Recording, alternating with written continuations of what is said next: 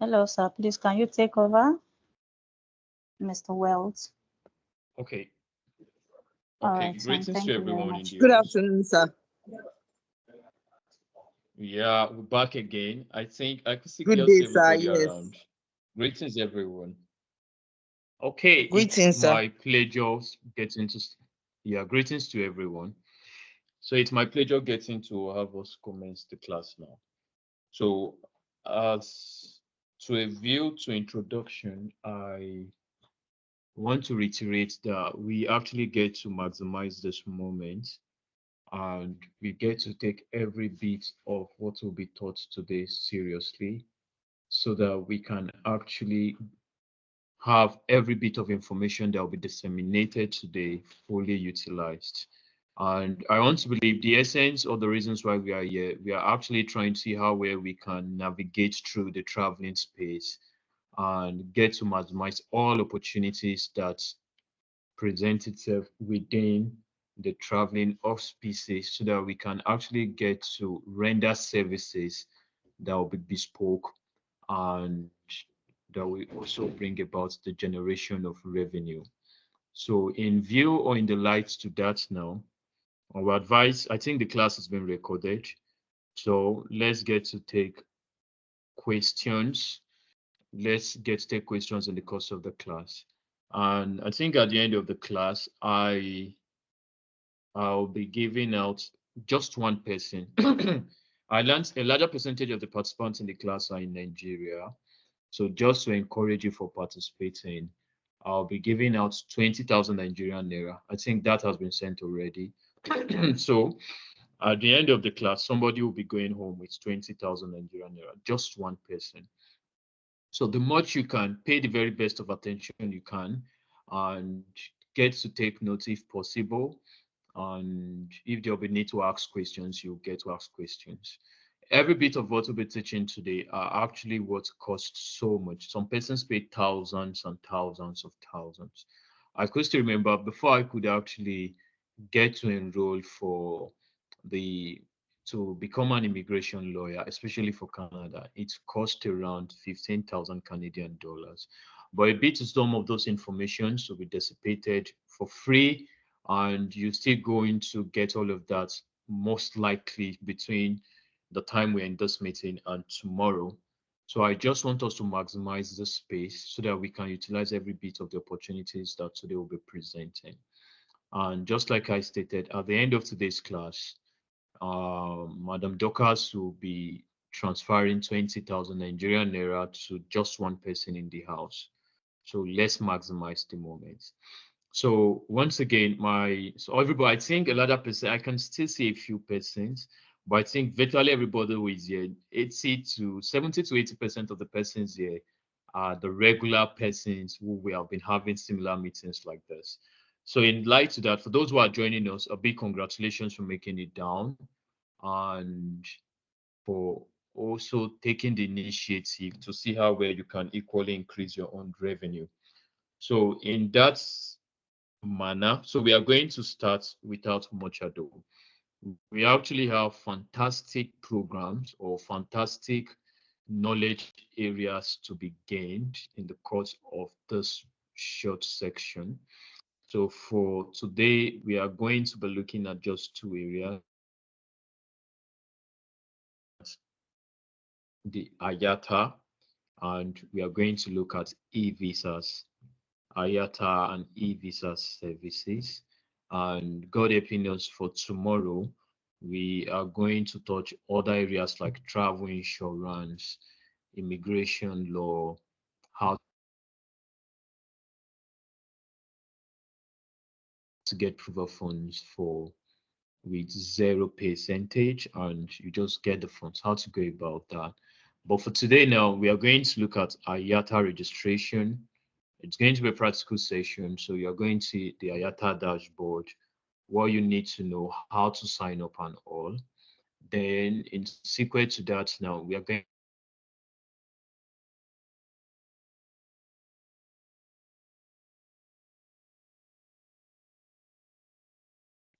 and we are still going to look at some free visa countries where a larger percentage of anyone with the Nigerian international passport can go to, and what they need to go there, and how to get them ready, how to get them ready.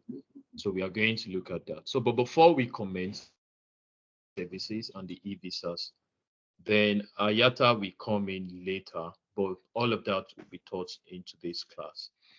Now, when we talk about visa, I'm pretty much sure some of us in the house have traveled before. Some have left the shores of Africa, some have gone to Europe, some have been to the American continent, as to Asia and all. So when it comes to visa, it's not something new. It's not something that is actually new. So all of us actually know what visas are and all. But to further broaden that now, what we'll be looking at today is just a practical section. Look at theories. I might not go further to start telling you types of visas that applies and all. We are going to look at and how to go about them. So we'll be using Nigeria as a case study. So Nigerians basically who actually wants to travel, because most parts of us are in the Nigerian nation, and some parts of our clients are going to be Nigerians and Africans. As a bit part of our energy will be channeled at. So looking at the Nigerian passports, the Nigerian international passports actually have access to certain countries there are certain countries Nigerian international passport holder can go to without visa.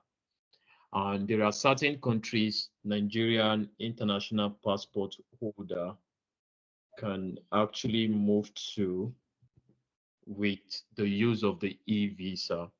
And there are certain countries Nigerian international passport holder we only get to, or if only if he or she has a visa, either from an embassy, a consolidating center, or a consular. And there are still places Nigerian passport holders can go to without a visa, but they will be issued or given visa on arrival. So there are countries like that. So we are going to just take a brief look at some of those countries, some of the limitations that applies, the documents you need to get the client, and what the client needs to know when he or she arrives to the airport to get to their destination, the things they need to know. So by statistic as at today,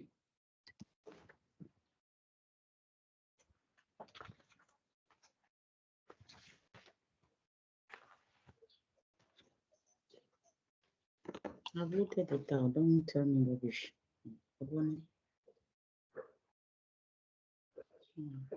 What's happening again?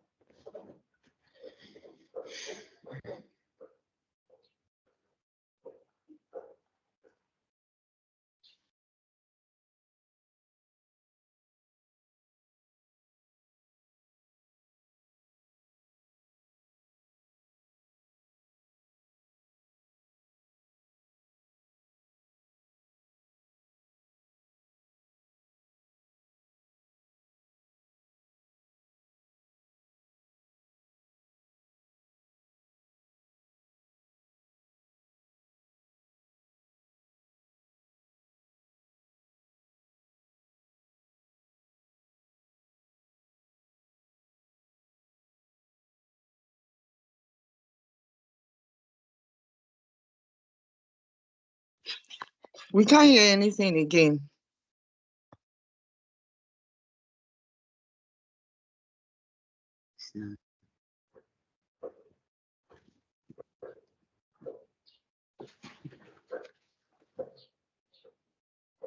yeah, sorry, I needed to switch my network. Yeah, can you guys hear me now? Yes, we can. Yes. Now. Yes. Okay, yeah, I needed to get a good network so that we don't get so many interruptions. Now, just like I was saying earlier, that we'll be starting with the e-visa services, and it's going to be a practical section. Then after that, now we'll move to the IATA. We are going to see how to sign up for the IATA, how the documentations, the requirement, and everything you need to know, so that you too, instead of depending on third parties to get IATA certification, you too can start registering other persons.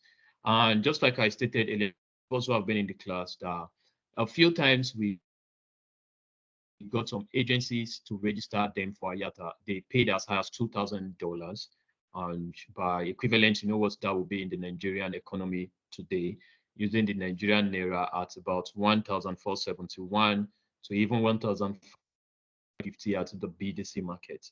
So you are going to learn how to sign up for the IATA programs. You are going to learn the limitations that applies, the challenges, and everything you when we get to the IATA section. And at the end of today's class, we actually have a free gift outside the 20,000 Nigerian naira that will be credited at the end of the class to just one participant. We'll be giving out our own IATA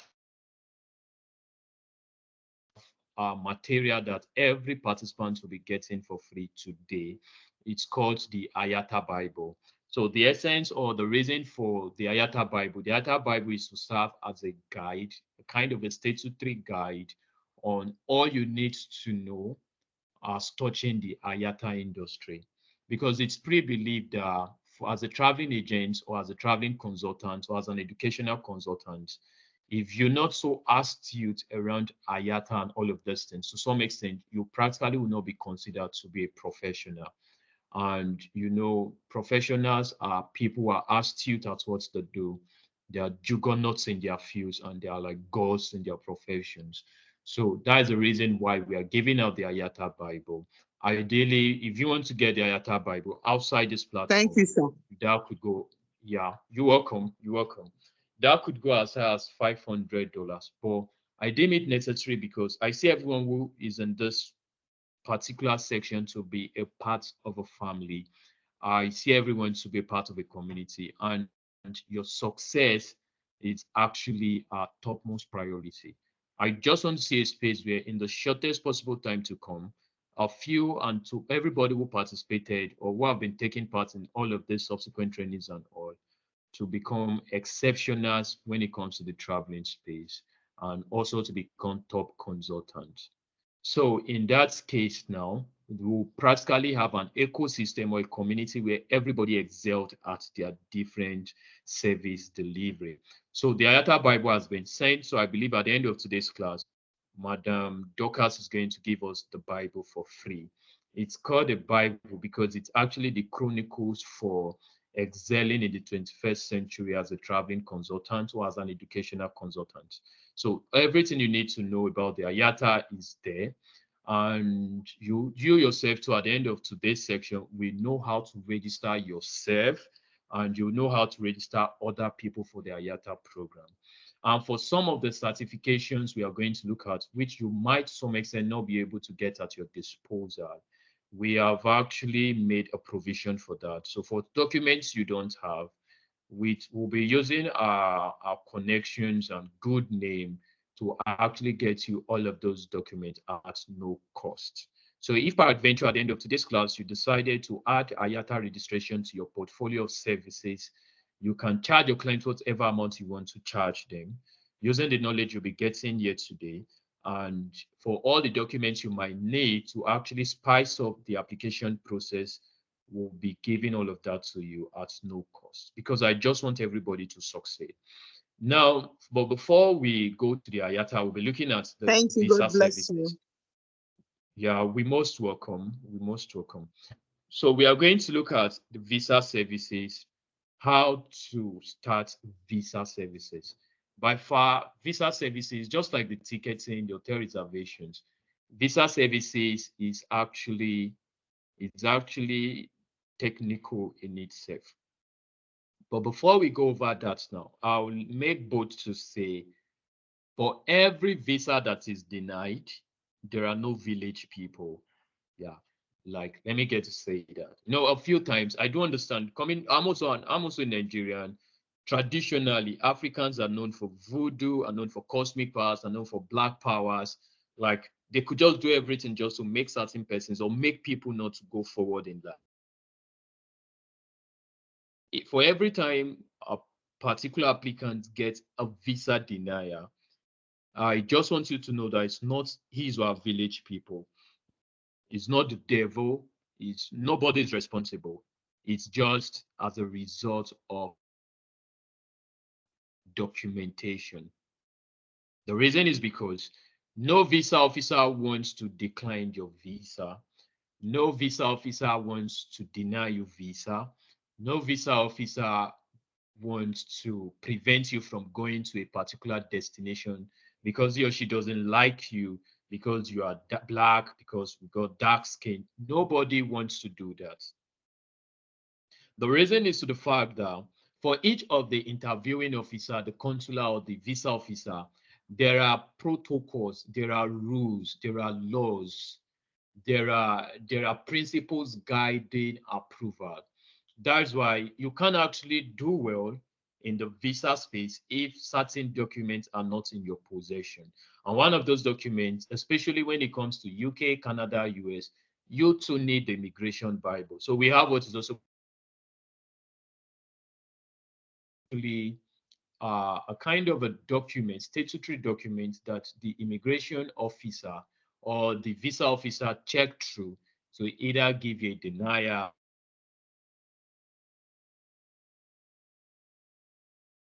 Nobody is responsible but you or the traveling agent was responsible. So let's not get to see, because it's a general phenomenon to like American visa, they won't give you. That's not true. The American denial or American visa denial is not because Americans don't want people to come to their country. It's apparently because the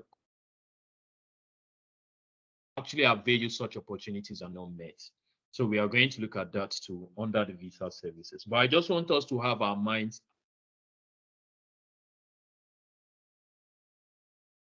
No demons, there are no devils responsible for a visa denial. Yeah, like I could use a case study. I actually have a friend, so he was trying to put in for the American visa. And to look at that. So he was telling me he was denied actually. He was denied, so he didn't get it.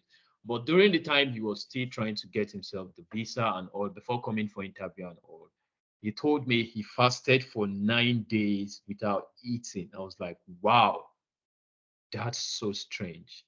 He prayed for 21 days somewhere in Ekiti State, I think. No, Osun State now, that there's a mountain. There's a mountain in Osun State. So he was on that mountain for 21 days. And it was during the raining season. So most times he was beaten by rain on that same mountain. And he needed to fast 9 days without food. I think he said he was just taking fruit at night. And he was still denied. Right? So it's not God's fault for his denial. It's not the devil's fault. It's not his village people. For every denier, there is absolute.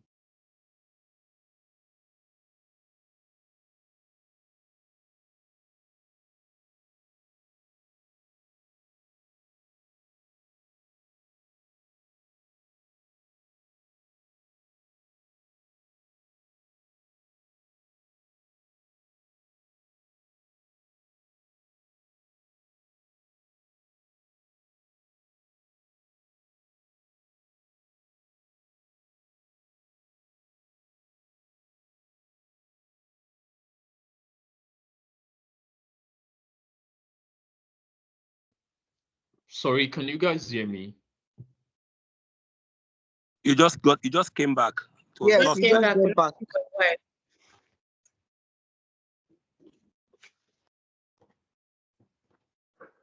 Okay, yeah. We can't hear you again. Okay, great. Okay. But you can hear me now. Yeah. Yes, we Yes. can hear you now. Yeah, we can hear Yes, you we now. can. Okay, now, so what I would say in essence is you are not being a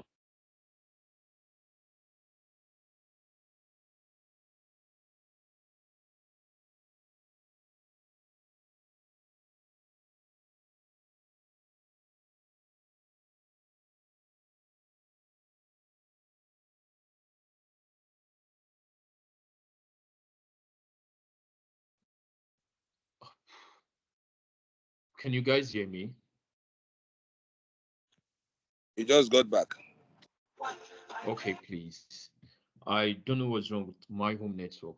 Now, what I'll say in essence is you're not denied because of your religion. You're not denied because of your skin color. You're not denied because you're a Nigerian or because you're coming from Africa. You're simply denied because certain documentations were not met, certain requirements were not met. So we are going to talk about that in-depthly. So to go further into the class now, first, let's look at, we're using the Nigerian international passport as a case study. Yeah, Nigeria is our humble country. It's actually my country of nationality too. So it's actually a good place to come from. Trust me. Being a Nigerian comes with its own advantage. Yeah. So there are certain advantages we enjoy as a people. At least of everything, with the mother of Africa, I'm sure nobody would take that away from us. And the most populated, blessed with natural resources also. So the Nigerian international passport is not doing bad either. Though our passport ranking is 191 in the world. Yeah. So by passport index ranking, Nigerian passport is 191. In the entirety of Africa, the only African nation that actually has the best passport ranking is Seychelles. So Seychelles is standing at 26th in the world. 26th in the world, while Nigeria is standing at 191. And with the Nigerian international passports, there are countries you can go without a visa. So if you want to visit any of those countries, you don't need visa. So we'll be taking it from there because this part has actually made more millionaires than even applying for Canada visa, having mastered over the UK visa. Right? So it's very, very important. So most Nigerians can actually go to countries like Antigua and Barbuda. They can go to Cape Verde. They can go to Dominica. There are about 28 countries. So maybe I'll just share my screen so that we'll get to see that so that we talk from there.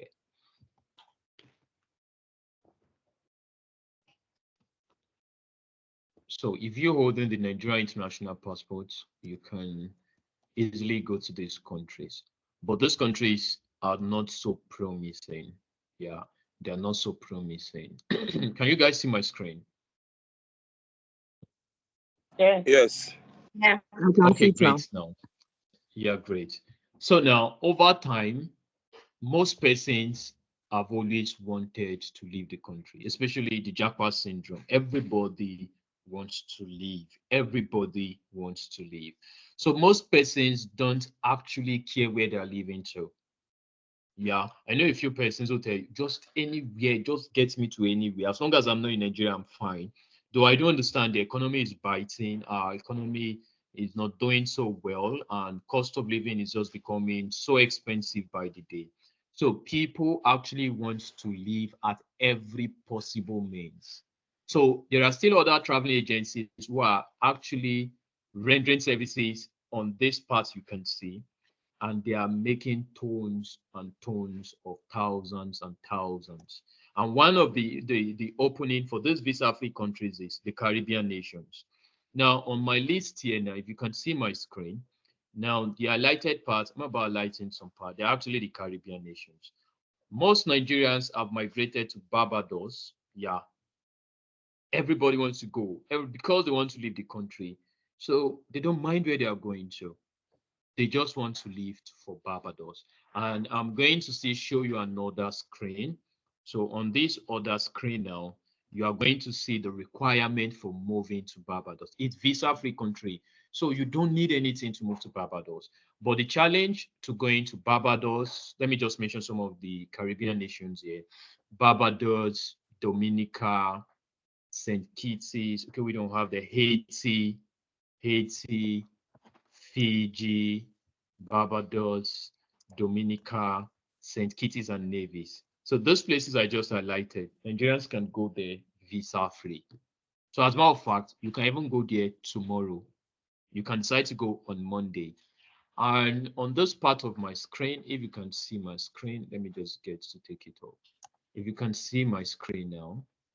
So if you look at this part, where am I from? Nigeria. Where can I go to? So if I get to type Barbados, for instance, on the list, you'll find that you can just move to Barbados with no visa documents. You don't need any document. So the only thing you need to get to Barbados is health declaration. Can you see now? A health declaration is the only thing you need to move to Barbados. And you can get your Barbados 30-day single entry. You can get 60 days if you want to. You get that? Because for Barbados, you can actually stay, the lifespan, the time duration for Barbados is 6 months, right? You can stay in Barbados for 6 months. So there are so many persons who have actually gone and never returned. The reason is because these countries are actually in the North American continent. So they share borders with, they're in the same continent with countries like the United States of America, with places like Canada.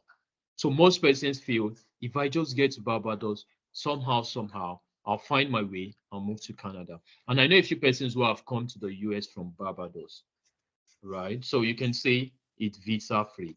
The only document they need is health declaration. The same for Dominica, because those are the only North American countries on our list. The same for St. Kitts and Nevis, the same for Fiji, the same for Haiti. Now, Micronesia and Montserrat are actually in Europe. Can you see that? Including Cook's Islands. So these are European nations. Cook Islands, Micronesia, Montserrat, they're actually in Europe. So there are a few persons who are like, okay, if I get to Montserrat, since I'm already in Europe, I'll find my way to Germany, or I'll go find my way to France, I'll go find my way to Italy, or any of the European nations, Luxembourg, Mexico, Poland, Denmark, I'll find my way. So you too can render services in this line. Remember, there are persons who sell Kenyan visa. You can say Kenya is actually free. You don't have to do anything to go to Kenya from Nigeria. And there are states of Nigerians who wants to go to Kenya. You can take that as a service too. Antigua and Barbuda too, the same thing, Caribbean. You don't need a visa to go to all of these places on this list. So there are about 28 countries. I will not want to talk about our countries because they're actually African countries, right? And Cabo Verde too is also an African country, but they share borders with some parts of the Indians, the archipelagos and all. So some persons go, okay, let me go to Cabo Verde because they look like whites, to be candid. Let me go to Cabo Verde. If I get to Cabo Verde, maybe from there I can jump out to another part of the world. So how do you make money from this? Now you make money from this service. Just talking about the visa-free countries, getting them health declaration form. You can charge them wherever you want to charge them. Your client don't know how this thing works. But the next possible challenge is if you get them these things, there's absolutely no way they can go to these nations from Nigeria. Because if they want to board flights, I will not want us to start checking flights. If they want to board flights, they are either going to go to either UK, Canada, or US. And for some of us who have taken the classes on ticketing, you agree with me that they won't be able to fly because they need a transit visa. And if they decide to go through other nations, maybe European nations, they are going to go through 2 Schengen nations or more. So they need a transit visa. So and if they decide, okay, yeah, but let me go to Turkey. If they bought Turkey can take them to Istanbul. We all know that they don't need visa for Istanbul. Then Istanbul to Panama, because Panama is also in the North American continent. But the challenge is for them to board in Panama, they need a transit visa. Do you now see the challenge? Otherwise, if they have gotten to Panama, they can go to any part of, they can go to Fiji, they can go to, even Barbados is very close to Panama. They can go to St. Kitts and Nevis, they can go to Haiti, they can go to even Bahamas from there, though you need a visa for Bahamas. And getting some of these visa accesses are very simple. We're still going to see all of that. So how will you see get clients? I tell you of a certainty, people in hundreds of numbers are wanting to even go to Barbados, but there's no way they can go. The only available size at the time is chartered flights. Yeah. So they can actually get to any of these nations using a chartered flight. And so far, only 2 chartered flights has actually got into these places this year. And we are actually helping out with those services as well. So if you feel you got clients who want to go to Barbados and you want to use chartered flight services, you can employ that service as well, right? So you can now see now you too can start, you can start selling some of these packages. Trust me, I know someone who uses our chartered flight service. He did an advert for Barbados. He was selling the ticket for 4 million. I still don't get why Nigerians have so much money and they still want to go to some of those places. But people don't mind. He's selling the ticket for 4 million and the service was 2.4 million. And he had over 100 persons who applied. So if you can do the math, he actually made 1.6 million times 117. Cheap. He doesn't have to stress himself to do too much. He doesn't have to do educational package. He doesn't have to do study abroad. All he does is he takes people to Barbados. He takes people to Fiji. Now to Fiji, you can go to Fiji without chartered flights. And how do you go to Fiji? For those of you who are interested in these services, you can chat me. You don't need chartered flight to go to Fiji. So you can still get clients, and there are hundreds of persons who are also wanting to go to these nations. Like if they can just get or find a way to go to Fiji, they will want to. So imagine you put up these services for sale. Imagine you are selling Fiji visa. You can just call it Fiji in 48 hours. You know why? Because health declaration document is the only thing they need for Fiji, and it comes out in 30 minutes. You can get Fiji health declaration in 30 minutes. Cheap. And health declaration goes as low as $50. You can charge $200. Your client pays, you get them a declaration, then you get them the ticket. You can get a ticket to Fiji. You don't need transit visa for Fiji. So of all of these services on the visa-free countries, you can decide to start selling one. You can decide to even be doing Kenya package. It's free, we know, but you can charge as low as 80,000. There are persons who still want to just go have their passport stamped. People don't mind. As long as they can get their passport stamped, they will still go. You can still run all of these services under visa services. Now, if we get to go down the list, these are just free visa-free countries for Nigerians. Now, the next is the e-visa. E-visa is actually very important as well. So Nigerians can actually go to, I think the most important places on this list is Qatar, Kyrgyzstan, Djibouti, and Vietnam, South Africa. Okay, a few people go to South Africa. And for some of us who are on the group, we're doing South African visa already. I think the cost of the visa is just 9,900 naira. That's cheap. And you can still see traveling agencies charging 1 million naira to South Africa. Yeah. It's something you can do in 30 minutes on the South African visa platform. You don't even have to go to embassy. Your client don't have to go to anywhere. Just pick your device. It could be a laptop, your phone, your tablet, and you can get a South African visa with just 9,900 naira. Very cheap. You can decide to run such packages. Vietnam is there. For Qatar, I think it's around $27. And you can easily get Qatar visa in fewer times. For instance, to get, this is the Qatar visa application, aya.car. That's all. I'm sharing my screen. So to make applications for the Qatar visa, this is just where you come to. It's very easy. It doesn't require any form of stress. It's cheap. $27, you can get someone a Qatar visa. Now, for some of us who are maybe into visa services, you hear people saying freelance visa, Qatar freelance visa. There is absolutely no Qatar freelance visa anywhere. It's e-visa they are getting for the clients, but the client doesn't know. So they just come up with a name and spice it up. And with as low as $27, you too can apply. It's cheap. It's not so expensive. All you need to do is just go to the website hire.qa. For some of you can see my screen, hire.qa is just where you go to. All you need to come down here and start the hire journey. Can you see flying to Qatar is what you click on, and straight you sign up. So when you get to sign up, it takes you, select your country, just type Nigeria, very easy, Nigeria, Are you a GCC resident? No. GCC are actually nations that are Arabian nations in the coast cities. So you just click no, and straight are you permanent resident or a visa holder of any of those countries? If you don't have it, fine, just click no.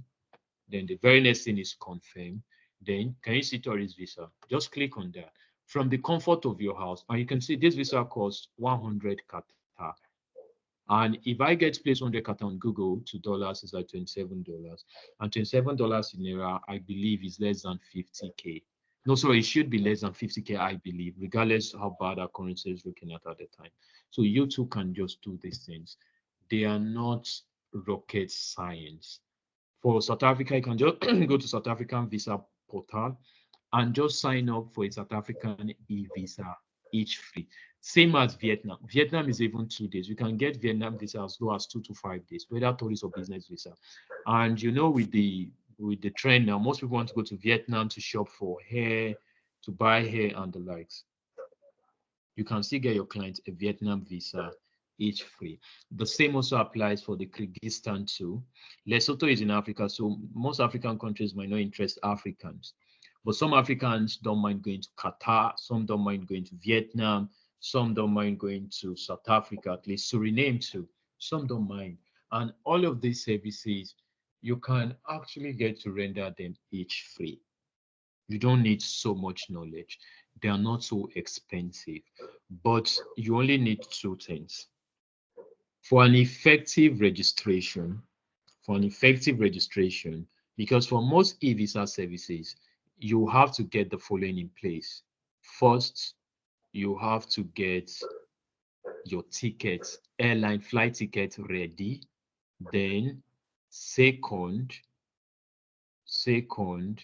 you have to get your hotel reservations ready. But you know, it won't be making all sense for you to start booking flight and all, or start paying for hotels and all. So we have such services. So if you need documents, maybe you need an airline document, maybe a flight ticket to a particular destination to cover for your e-visa registration, we'll get that for you. You also need hotel as well, just for the registration, not as if they are paid services, not that we paying for the hotels or paying for the flight. And all of those things will be confirmed and verified, because for the flight services we do, we can help you get a dummy ticket for that same registration. So with that dummy ticket, your client can actually use it to apply. And when he or she gets to apply, he or she will be given. The same also applies for hotel services also. And to add to those ones too, now let's move to visa on arrival countries. But still on these visa-free countries, I think this list is not yet updated. You can actually go to Singapore too. All you just need is a Singapore arrival card and head declaration, as well as nothing. You can go to Malaysia too. You could see how some clients want to go to Malaysia. Going to Malaysia, the only requirement is just to get a National Drug Law Enforcement character certificate. So if anybody wants to go to Malaysia, you can get all of that easy peasy. But your client, the only requirement your client has to get is he or she has to go and get NDLEA character certificate. So when he or she gets that, he or she can come and you apply for them. Then the next thing you need is just to get them in flight ticket, dummy flight ticket, as well as hotel, so that they can actually make the application. The same applies to for Singapore. So for Singapore, it's even 6 hours. Within 6 hours, you can get the Singapore arrival card plus the Singapore head declaration form or certificate. For Malaysia too, it's 3 to 4 hours you can get that.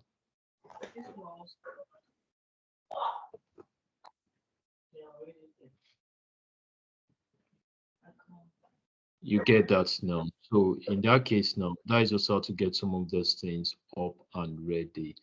Now, secret to that also now, we've looked at the visa countries. We have countries that Nigerians can go on arrival. They get passport on arrival.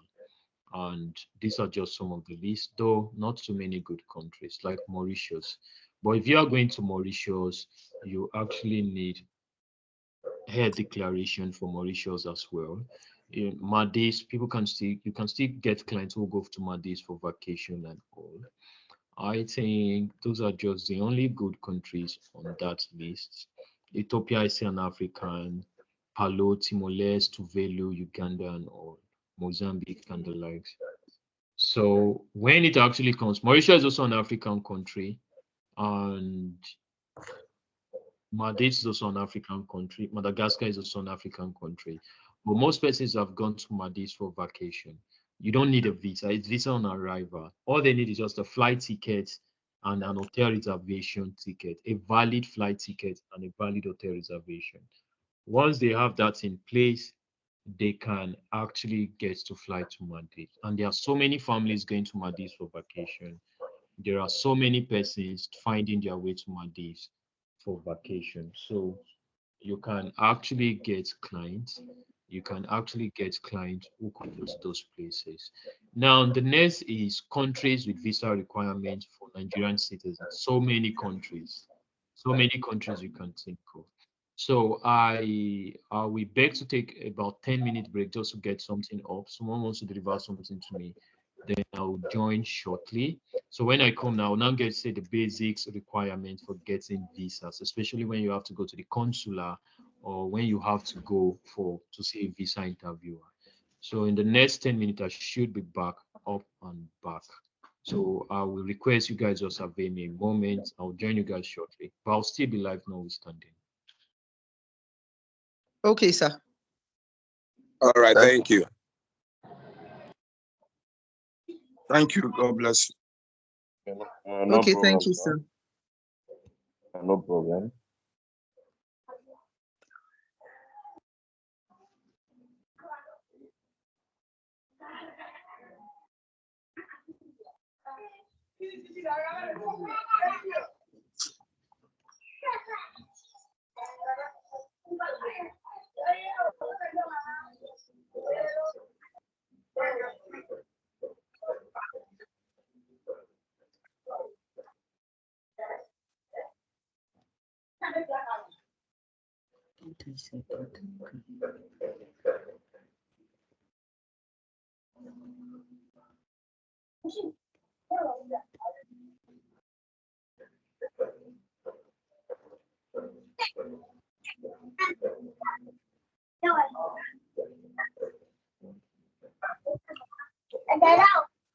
Hello. Huh?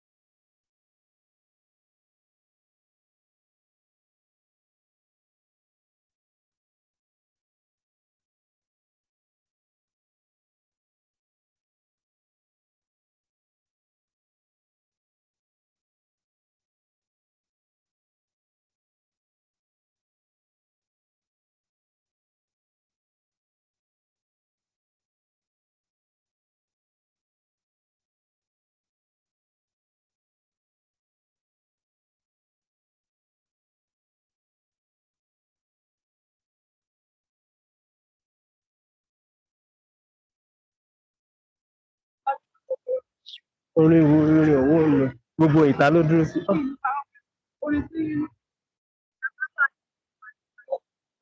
rọra ń bíbà ẹ̀ rọra ń bíbà ẹ̀ fẹ́ pa ọmọ ẹ̀ ti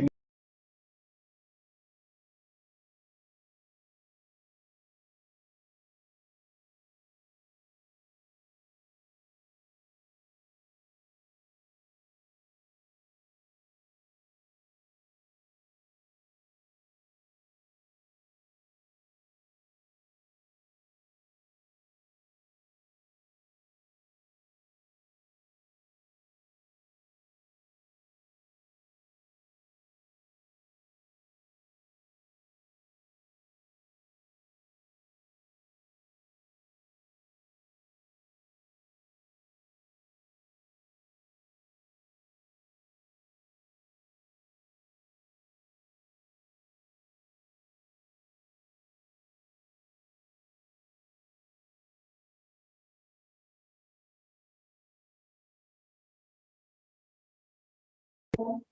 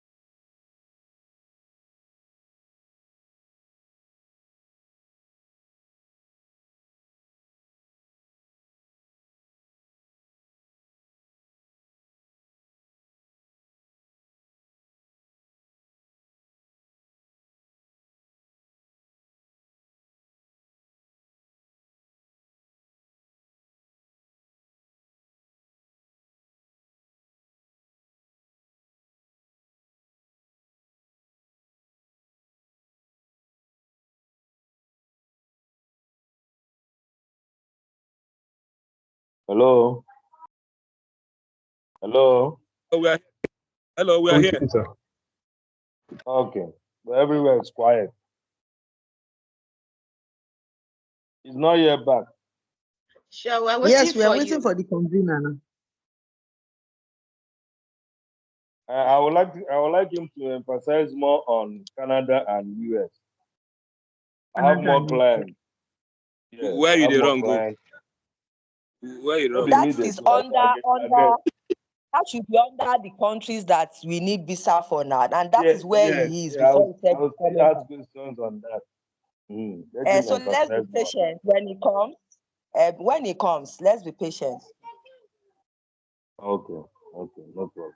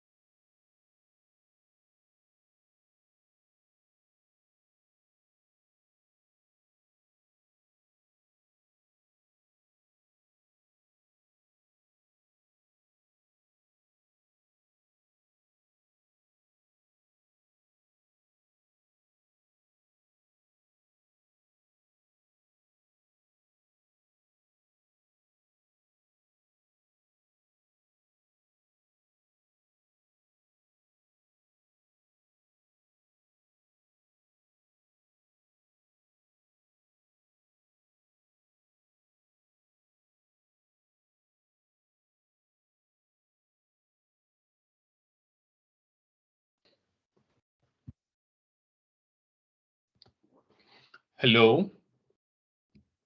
Hello? Are you back? Are you back? Yeah, I am back now. Sorry for the break. Okay. My sincere apologies You're, to that. you're welcome. You're welcome. I've You're been welcome. waiting Okay, for now. you. Great. Welcome. Okay, You're welcome, sir. Thanks, everyone. Now back to my screen Welcome back, now. sir. Yeah, thanks so much.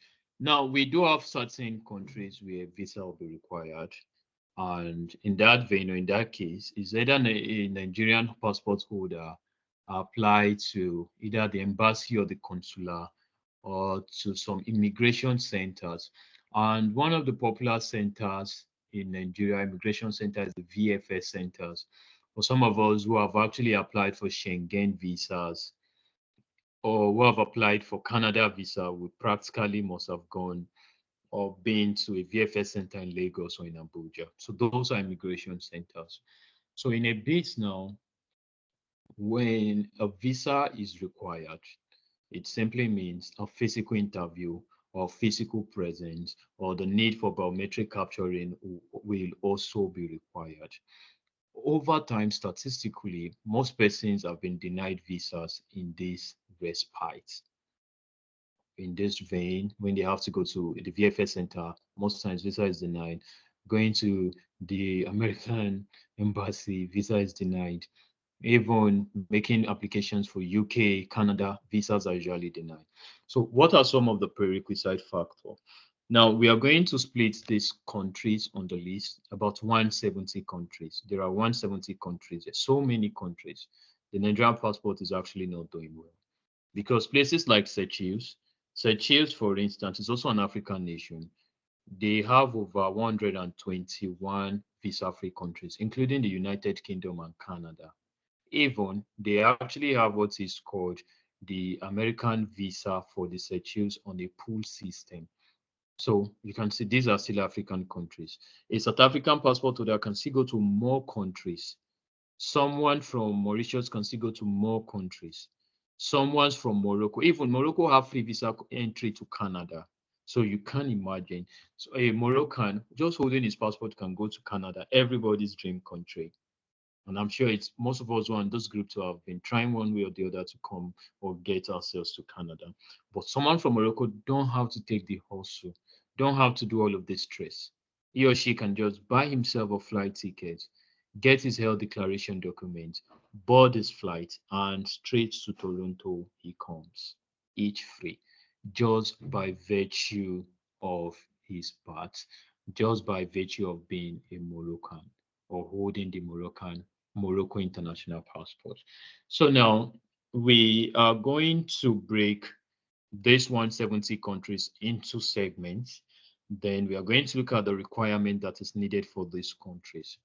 So far, so well, statistically, there are more success in the European nations because European nations are also doing well, but most persons don't want to go there. You know, by the current statistics, the US, Canada, UK, and Australia has always been the dream country for Africans. So, but first, let's get to look at the European nations. Now, vis-a-vis, from this list we have here, 27 countries in this list form what is known as the Schengen nations. So I'll just mention a few because of time. So this is a Schengen. Okay, let me ask a question. Okay, if you can see my screen, I'm going to ask somebody in the house. Does this country most people don't know about? They don't like going to this country, and it shares borders with a country. Okay, I've seen the country. If you can see my screen, this is Ireland. Let me ask someone in the group. Maybe this person will get free 20,000 Nigerian naira. Mr. Kelechi, is it Mr. or Mrs.? Mr. Is Mr. Oh, okay. Greetings to you, Mr. Kelechi. How are you today? I'm good. Are you? Yes, I'm great too. Have you heard about Ireland before? Yeah. Okay. Is Ireland a Schengen country? Do you have idea if it's a Schengen country? Because I want to talk about the Schengen countries now. No, it's not a Schengen country. Correct. Sure. Ireland is not a Schengen country, It's but not. it's also in Europe. Yeah, it's not. So the Yeah. reason is the fact that a particular country is in Europe does not make it a Schengen, right? Yeah. For some of us, sometimes late last year, you remember in some parts of, there were countries that came together to form what is known as the BRIC nations. How many of us remember those Russian guys? We We had do. the news. I heard about Yeah, it. the We had BRIC. it. Go. So About it. you can see in that BRICS, even South Africa joined. Can you see that? It's one From of them, Africa. yes. Yeah. So Mm. the fact that a country is in Europe does not mean it's a Schengen nation. Because some of those nations you see, some are part of the EU, some are part of the European Union. Nigeria is United Nations, those ones are United Nations. But some countries in this list are part of the European Union, some are part of the Schengen. So what the Schengen actually means is if you get to have the Schengen visa, you can travel to any of the Schengen regions with just a visa, with just one Schengen visa. So it could be Schengen visa for Croatia, it could be Schengen visa for Luxembourg, it could be Schengen visa for Romania, it could be Schengen visa for Poland, name it. But once you are able to get the Schengen, just one visa, you can actually go to any of those nations. And it's actually a good start, especially for some of us who are aspiring. The reason why one of the deniers for UK, Canada, especially for either conferences or using the visiting route, has always been no travel history. History, exactly. If you don't have a travel history, some of these hot top nations will not allow you to come to their country. The reason is because of the view that you might not want to go back to your country. But that's more reason why, regardless what, as much as you want to go to Australia or come to the US here or go to Canada, one of the things, or go to United Kingdom, you should do it. And least I forget also, for the United Kingdom, that is the UK too, you can equally get their visas, though we'll talk about those ones. Try and get a travel history first, at least for the last 5 years. You can even travel to Benin Republic, get the stamp. Do you see that now? Travel to South Africa, go to Kenya, go to Zanzibar in Tanzania, try it at Addis Ababa in Ethiopia. Just leave Nigeria at least. Since you have a mindset to leave the country to either the North American continent or to Europe, before you start making such moves and plans, a good travel history will increase your chances. We are still going to look at that. We increase your chances. So for the Schengen visas, one of the requirement for Schengen visas are very simple. Anybody can get them. You don't need to do too much. For instance, and there are countries in the Schengen regions that if at all you want to make application, don't apply for those countries. The reason is because those countries have a high demand of people wanting to come to them. So if you still join that demand, you might not get it. And that's more reason why when you are making applications, there are certain things to put to check. Now, the first is, what is the statistics? Approvals works with data. You can't actually join a trend that is actually not working.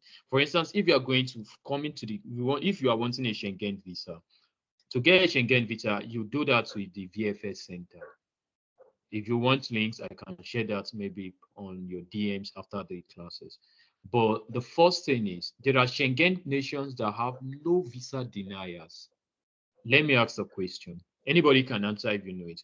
Between Croatia and Germany, who is more robust or who is more known? Germany. Germany. Yeah. So now, if I want to go to Germany, I will not apply Germany. I'll rather apply Croatia or even Austria. Because if I get an Austria Schengen visa, I can still go to Germany for 6 months. And those visa is 5 years. I actually have 5 years, and the validity is 5 years. And the longest time I can stay for in any of the Schengen region is 6 months. So why take the stress and apply for France? Because a whole lot of people want to come to Paris. So don't join in that struggle anymore.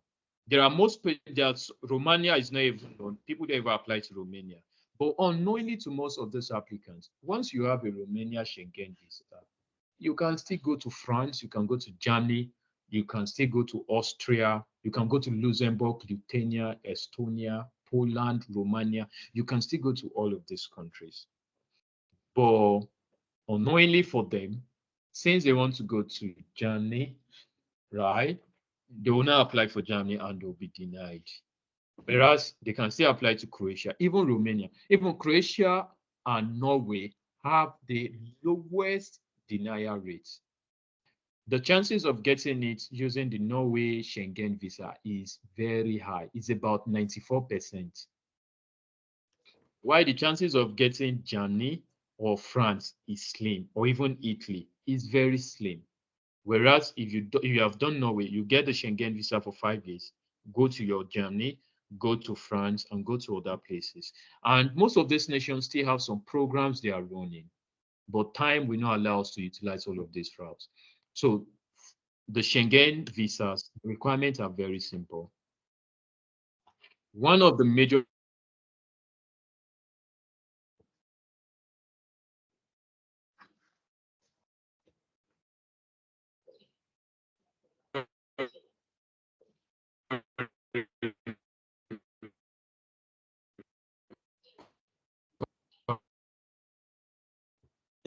We can't hear you anymore. You are breaking.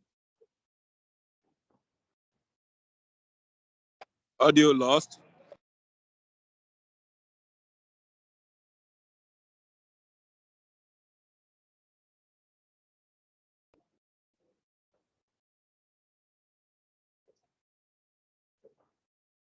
Sorry, there was a break in the connection.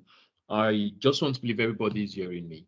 Now, I said in Europe, when you are coming to Europe, it's believed that you should spend $70 per day. Now, how will your proof of funds be calculated? Very simple. I think you Now, were the saying cost of something your about.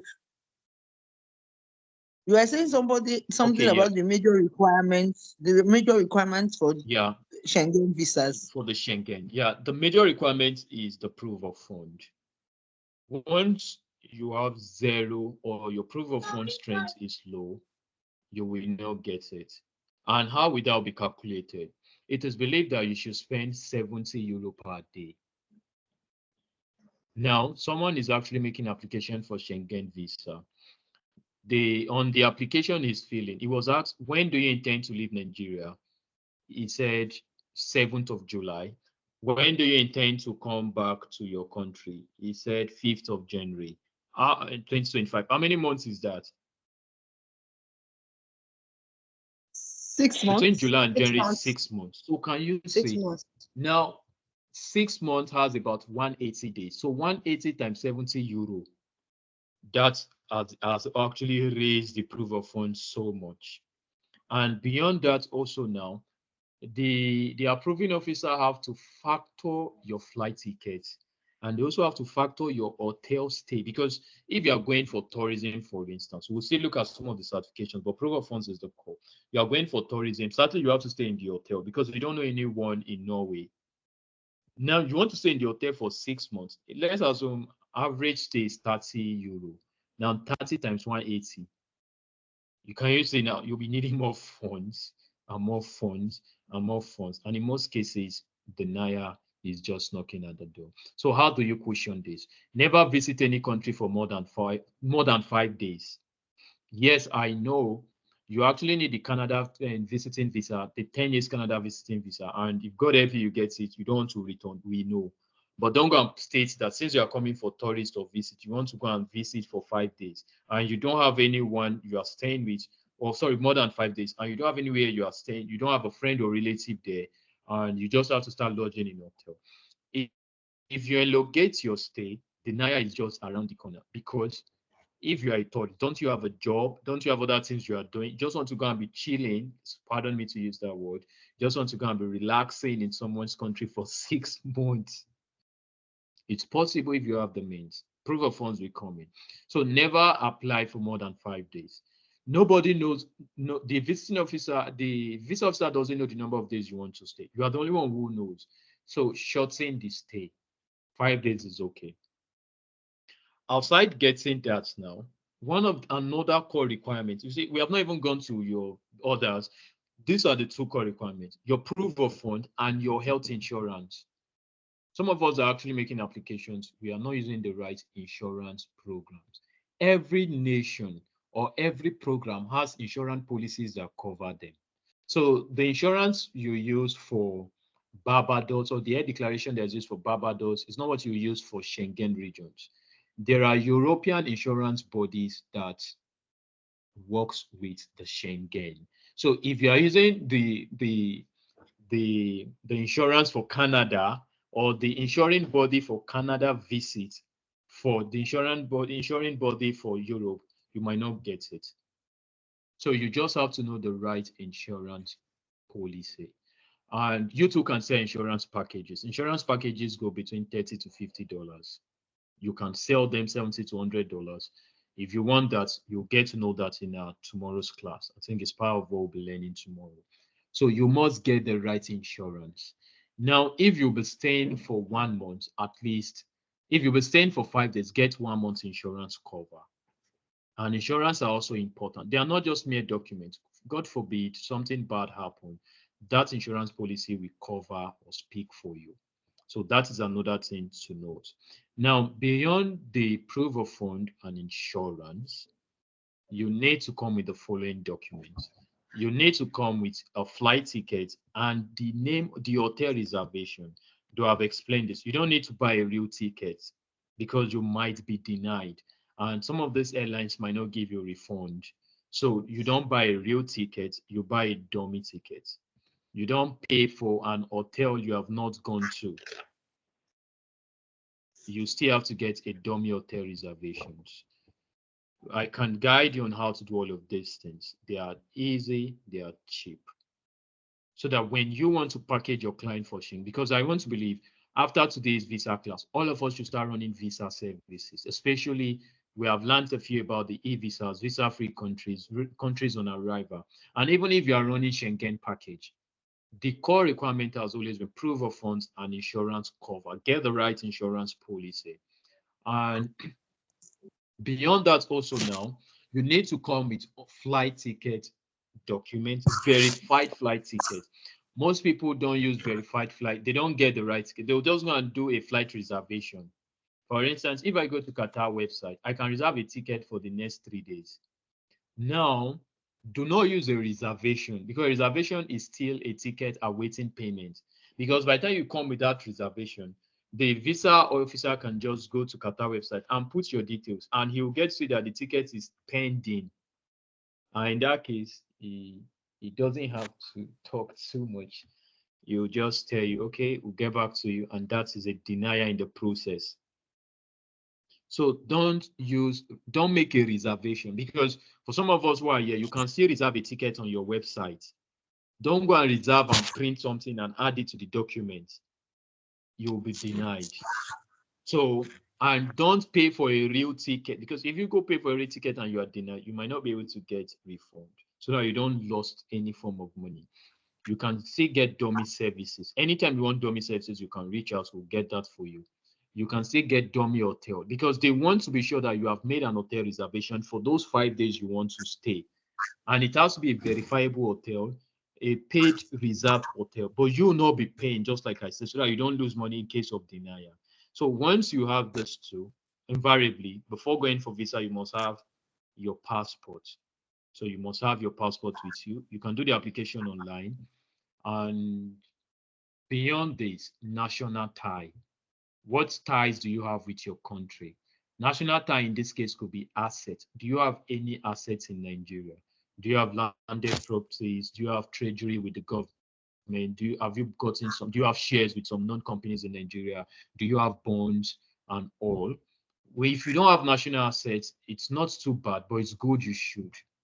Because the visa officer wants to see every reasons or what will make you come back. And this could also include your business. That's why if you are here, your business is not registered, go get it registered. Because when you two want to fly, all of those things could serve as embargo. Get a CSC registration. If you don't know how to do that, ask Madam Kuzang, they will guide you. Get a CSC registration, because they just want to see the tie you have with your nation. It is pre-believed that if you have a business down, you'll practically not shut your business and not return. Because the phobia for the visa officer is not giving you the visa, is the chances of you not wanting to return. So they are trying to put a stop on all of those reasons. So if you have a national asset, it's fine. And your business could still pass as an asset. Landed properties could still pass as assets. Treasury bills with government, if you have bond with government, can still pass as assets. Shares with companies can still pass as an asset. Include all of those documents. Sequel to that also, when you still need family ties or blood tie, do you have a wife? Are you married? What are your relatives? Your nativity? What indigene are you? Where do you come from? Put all of those things. Okay, I came from so part in Delta State. Put it. so that they will be sure, okay, this person will come back. If you have relatives, state it in your. Hello. That's why. Yeah. Yeah. Okay, now never submit an application. Never submit all of this application without also making a written application to describe a kind of a statement to talk about yourself. Do that, to add that. Once you have those things in place and your international passport still have time validity of 6 months, trust me, your visa is just around the corner, especially for the Schengen and most visiting visas you can think of. Get good proof of funds. How do you calculate your proof of funds? The cost of your flight ticket, it's plus the total number of the cost for the hotels, the number of times you are staying. Don't forget times, sorry, plus them together. Then how many days are you staying? If it's Schengen, it's believed you should spend $70 per day. So plus the cost of your insurance, then 70 times 5. If you're staying for 5 days, that should be 350 euro. Convert that to Naira. You could have the cost of that in Naira added to the cost of your flight ticket, added to the cost of your hotel reservations, your insurance. And don't forget, beyond this ones, you still need some extra cash called the BTA, at least with a 1,000 or 500 BTA for some nations, you're good to go. Once you have a good proof of funds, or your client has a good proof of funds, your client has a good insurance cover policy. Don't buy the wrong insurance policy. There are insurance for every region. Take the time, ask the right questions. Because if you buy insurance for Barbados, you will not get an approval for any of them. You must ensure you buy the right Schengen visa and the right Schengen region insurance. Don't forget you need a viable flight ticket, not a reservation. If you make reservations, you'll be denied. And sometimes also now, the visa officer might not check your details maybe after 3 to 4 days. I mind if you have done a reservation, what happens? The ticket must have been canceled. Everything is just not working. Then just be sure that they are not going to give you anything to an approval. So when you want to buy dummy tickets, depending on where you are going, you can buy dummy ticket for 48 hours, 7 days, 14 days, 21 days, and even 1 month. So if it takes them 2 weeks to actually go over your information, the ticket is valid. That is the more reason why you have to get those things in place. Your hotel reservations should also be valid. Though you are not paying, it's called dummy reservation and it's verifiable. If they go to the hotel and send them your details, the hotel will confirm that you are one of their intending guests. Not that you just do some shabby stuff. This has always been the reason. Remember earlier I said, nobody denies you. Visa deniers are not tied to village people. I do understand Africans, we have cosmic and dark past. I'm not against that. But still don't forget, those people are not the reason for your denial. Your documentation and requirements are the reason for the denial. So don't get to, remember the instance of the client I told you who prayed 21 days during the rainy season, was beaten by rain. But as long as you carry the wrong documents, I know a saying that says God can do all things, but not stupid things. Yeah, God can do all things. I know that. I believe in God. I'm a Christian. God can do all things, but God does not do stupid things. You can't be praying to God with the wrong document. It's not a magician.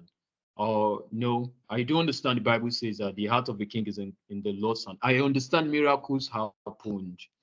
God still do miracles. I'm not against that. But don't leave answers to miracles.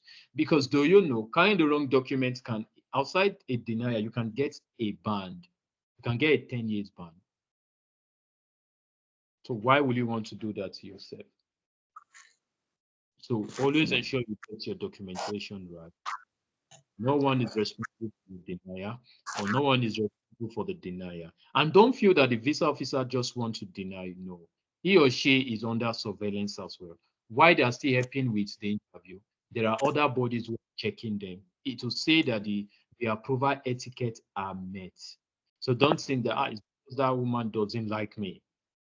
No, but she doesn't know you, don't forget. So there's no she'll be your enemy. It's practically because you carry the wrong document. So with the right document, you sure have an approval. And don't forget, lastly, you need a history. You need a travel history.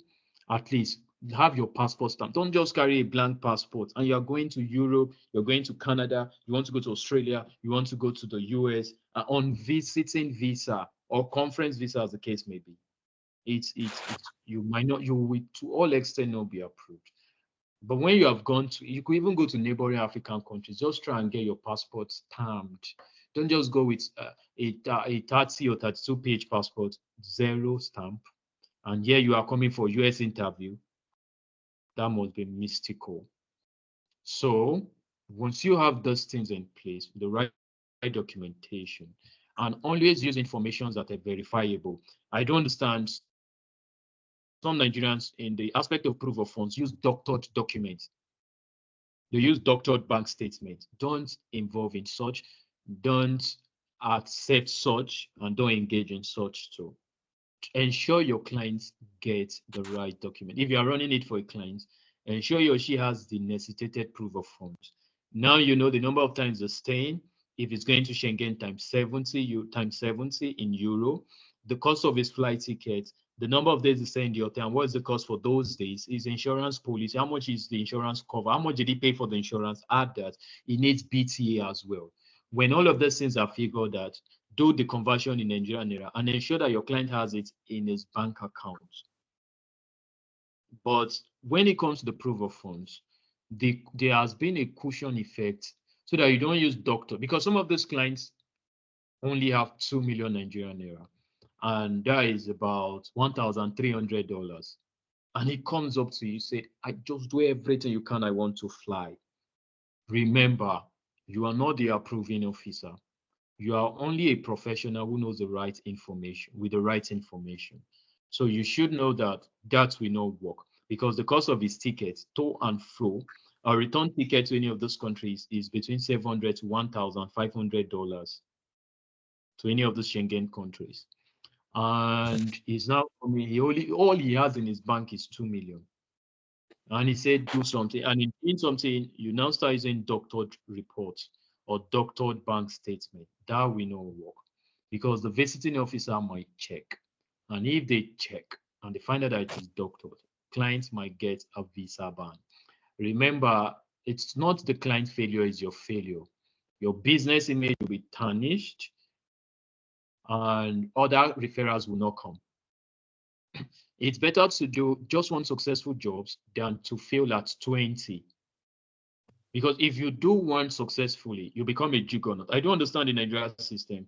If you're able to get one Schengen visa, you will get a whole lot of clients. I know a partner in Lagos who uses our services, your fast track travels. Because she keeps getting results, she doesn't do adverts. So the people who she has helped to fly are sent, some have sent the entirety of their village to her. Because when they ask, how did you get to Canada? I said, oh no, there's someone who helped me. Take her contact. And that gave her leverage. She doesn't have to take the pain to start running ads or start doing marketing to look for clients. Her first job became her last advert, and she keeps having consistent referrals. Ensure you get everything right, because your success, one success is all you need. The traveling space is actually filled with so many troubles, but comes with so many rewards if you are doing the right thing. With the right informations and documents, you can get any visa approved. Don't forget, there are no village people here. Nobody is behind the failure. It's either the agent and the client. So, especially for visiting, because study is expensive, so you might not see so much people coming for the study route. And work visas for most countries are tedious. So you might not see so much people. So the visiting authorities or conference visa has been one of the cheapest avenue with which people are exploring these days. Because if someone has 6 million in his bank, he's thinking on how to come to Canada with a visiting visa. The reason why these informations are being disseminated is so that you can be at the helms of affairs in guiding and advising, right?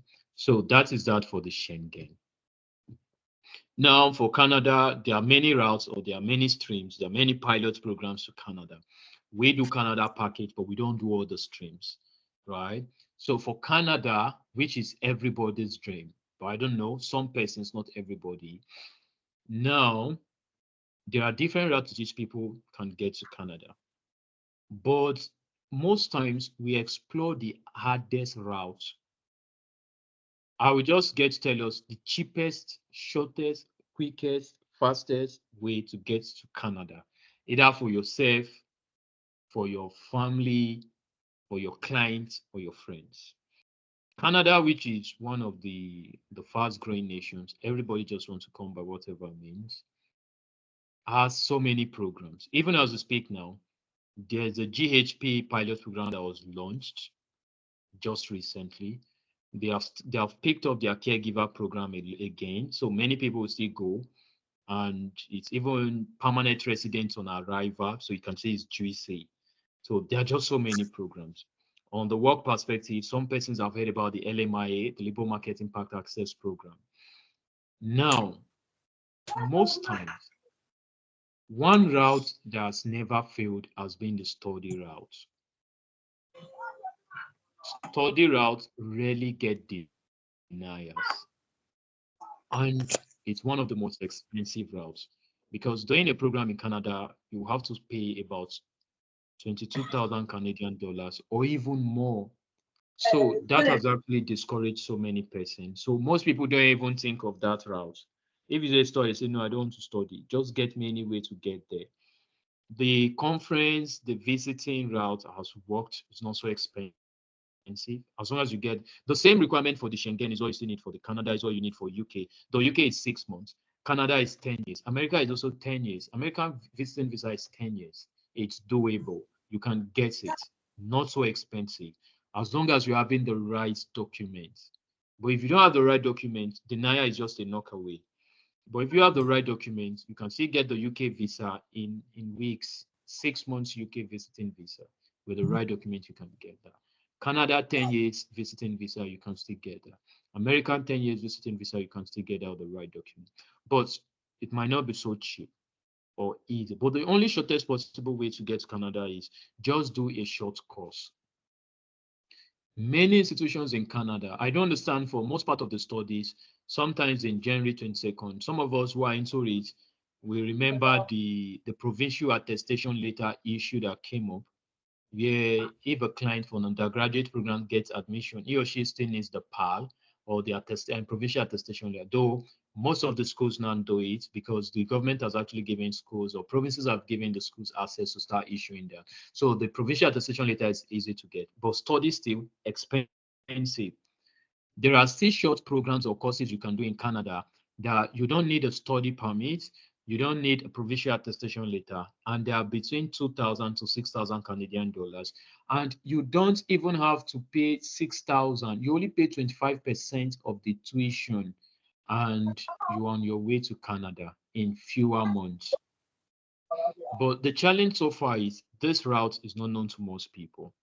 So there are so many short courses you can do. Some are 22 weeks, some are 40 weeks, less 6 months, because 6 months should be 90 weeks, I guess. Some are 52 weeks, some are 10 weeks. And trust me, getting admission for all of these short courses takes between 24 hours to 5 days. In between 24 hours and 5 days, you can get admission for most short courses in Canada. Schools like CIMT, you can still go and browse about them. You don't even have to pay anyone to help you out on this. CIMT College, there are so many short programs you can do, and admissions are quick. Can College, so many. The list is inexhaustible, but maybe I'll just get that doctored or documented and have it shared with us so that you can actually see a list of schools where your clients can actually come to certificate courses for 6 months, less than 6 months. Now, the ideal thing We is, appreciate that. okay, yeah, that will be sent. Please, I'll we make a will list appreciate of that a stuff. lot. Okay, That'll great. be That will be very sent. great, sir. Okay, yeah, this CIMT now, they have so many short courses, and this is a good Yeah, news. thank you. You don't need so many things to fly. You just need knowledge to come to Canada. All you need is apply for a short course. These courses are less between 1,000 to 2,500 and Canadian dollars, right? So once you apply them, the programs are to run for more than 2 months. While you are in Canada, it's one thing to come to Canada with a visiting visa. So what you need, you get admission here between 24 hours to 5 days. You have gotten admission at least 25% of the tuition. Now, once you have that, you can just go to canada.ca and apply for a tourist visa, visiting visa. This time you'll be given with no denial. The reason is because you're not coming to visit, you're not coming for tourists, you are coming to study. Do you see that now? So the Canadian government will give you, and they are still going to give you 10 years visiting visa. But you're going to do this course. The good news is within your first 6 months there, because in that 10 years, you have to spend a maximum of 6 months per entry. You have multiple, you can come to Canada multiple times, but you should not stay beyond 6 months. So while you are there, you can now do exchange programs. Exchange programs are from the course you are doing, you can transfer to another course. But this time you don't have to pay international fee, like the fee that international applicants are paying, because you're already in Canada. So you are going to pay the fee that Canadians are paying. So it's usually 50 to 30% cheaper. And once you do an exchange program, at the end of the program, you get your PGWP, which is your postgraduate work permit, or you even get yourself a permit. And that ends it, never to return to Nigeria. Maybe unless you're coming to check on family and friends or to do one or two things. And this route does not take longer time. It's just a matter of few weeks. So there is the Government of Canada website. So all you need is just to apply for a temporary resident visit. And the chances are just so high. The chances are just so high. So in a bit now, I will walk around getting the list of courses where you can do cheaper programs, and in less possible time, your clients, you can move more people to Canada than exploring the PR routes, the provincial nominee, the so many routes I can't even remember at the time. All of those ones, the chances are slim, the requirements are high. And for all of these short courses, you don't even need IELTS, they don't need TOEFL, they don't need to do any English test, because they are actually coming from Nigeria, and is an Anglophone country, and most of them has been taught. And they can come with just a NECO or WAEC result, so they don't have to have graduated before and all. Even they can come as the mature students. So mature students are people who are above 21 and have not been to school. You can still come in. And while you are there, you can still do exchange programs like apprenticeship. There are so many apprentice courses or trade courses you can still take, and all of that will still confer you residential permits. Easy. Please, can you show us back that the UN, the Canada website? Okay. The government of website in Canada. Yeah, there's the Government of Canada website. Though, just like I was telling the organizers, we can't actually discuss everything here. But one thing I will do is we are going to help out maybe after this class, either today or tomorrow, for depending on whatever area you want to start rendering services on. We could still give out consultation on those areas and guide you and help you so that you can actually achieve the intended results. So that's his Thank you, sir.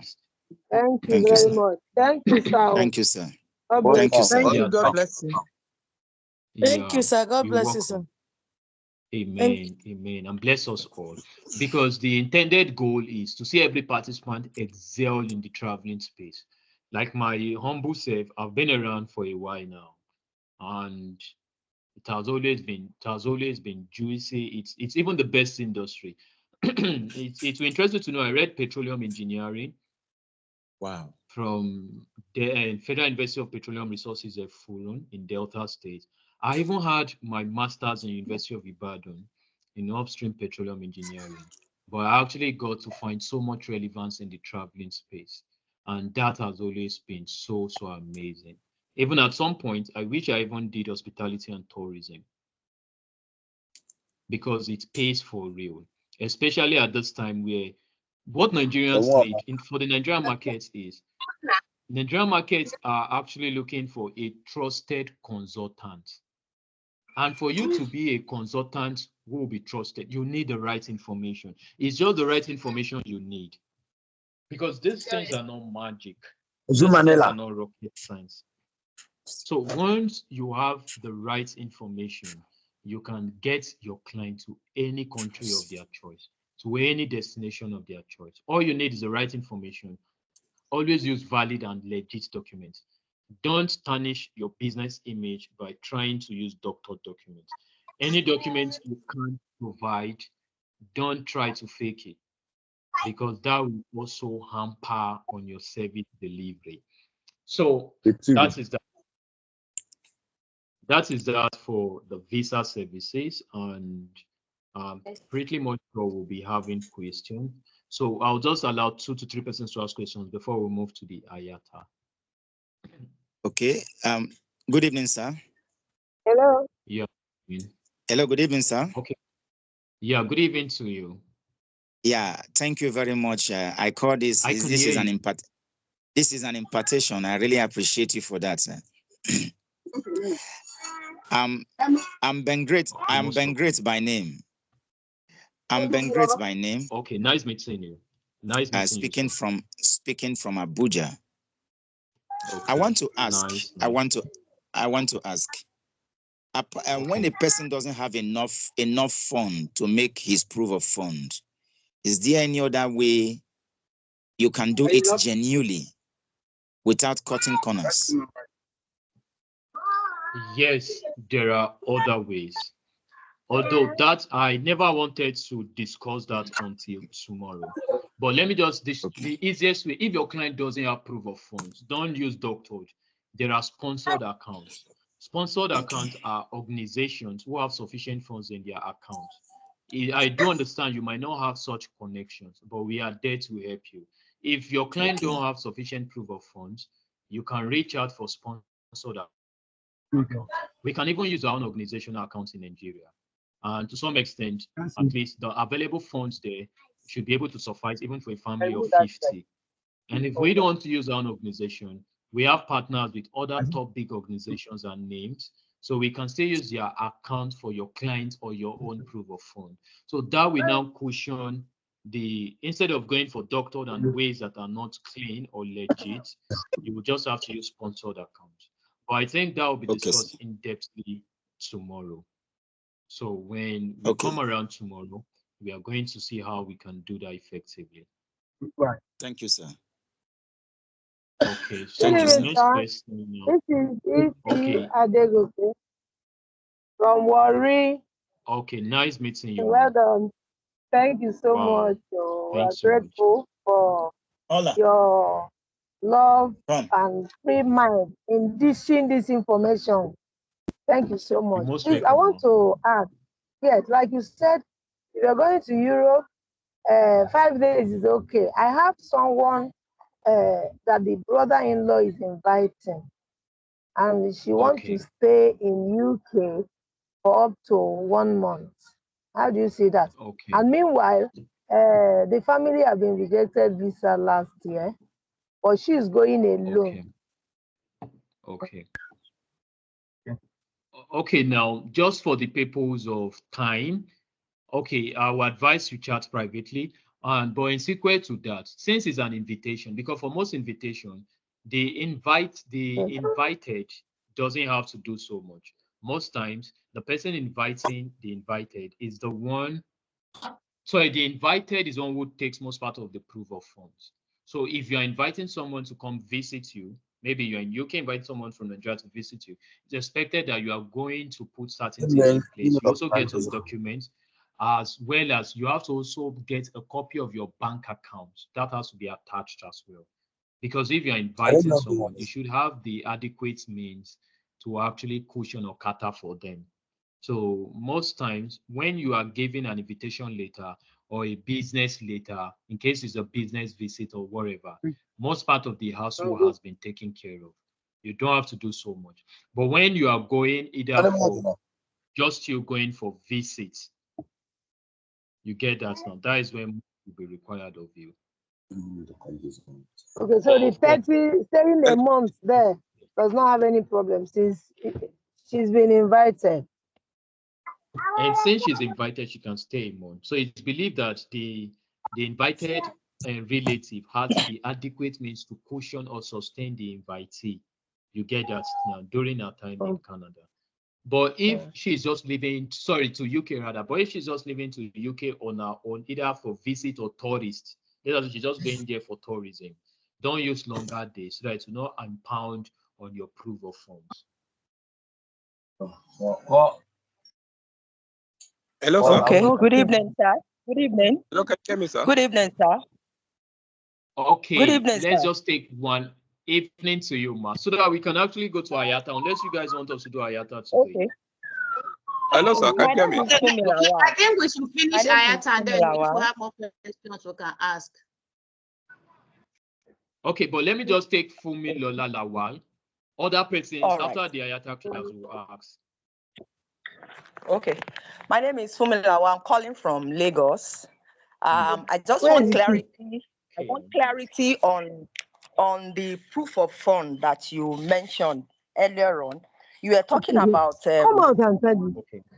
Is that okay? Doctored proof of How fund. do you log the car? On that, what do you I don't know what you meant by doctor. So you don't sit down there. I don't know. Of course, most proof of fund that we do is from banks. Is that okay? Then secondly, on the DOMI ticket you talked about, that clients shouldn't go with ordinary reservations for visa applications. And I remember some of the visa applications we used to do only reservations, because talking about issuing ticket, you know what it means. If you want to cancel, definitely you are going to pay, because it is not all ticket that is free cancellation. And especially some that we know in ticketing, you have to, after 24 hours, you cannot cancel again. So using DOMI ticket, how do you generate the DOMI ticket? As in, does it have ticket number or what? Those are my questions. Thank you. Okay, let me start with the first question. Now, there are some agencies that you do doctored bank accounts or doctored bank statements. What doctored means is Mr. Lagbaja has 2 million in his bank. They are going to manipulate figures. You know, it's a PDF document. Mr. Lagbaja will go to his bank, request for his bank statement, which will be given to him. Their mic. Please, if you are not speaking, mute your mic. Mute your mic.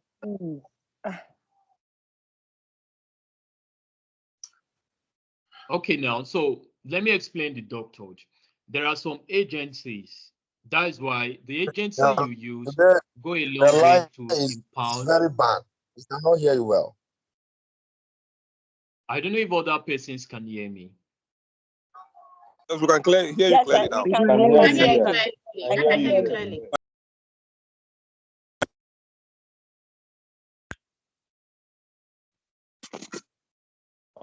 Continue. Okay, now, great now. So now, doctored in the sense that there are some agencies. Let's assume, for instance, Mr. Lagbaja wants to travel and he has 2 million in his bank account. So he goes to his bank and requests them to give him his bank statement. Then his bank prints his last or his current balance is 2 million.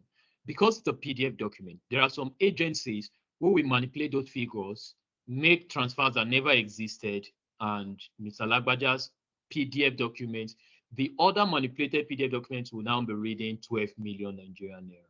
So that is doctored. So doctored in the sense that it has been altered, it has been alterated, it has been affected. And Mr. Lagbaja knows he has 2 million. The agent will tell him, don't bother, just go with this one. So he goes with the edited PDF document that has 12 million. And he now goes to submit it for application, not knowing that the visa officer will still check back with his bank, because he's going to ask his bank, please, I need a bank statement for Mr. Lagbaja. Now the bank will now send 2 million. Eureka. He has 12 million. He presented 12 million, whereas it's 2 million that was in the account. So that is doctored. That should be avoided. It's illegal, it's illicit, and it's fraudulent. That could lead to a visa ban. Now for dummy tickets, yeah, from your question, I don't know if you have been joining us in our previous classes.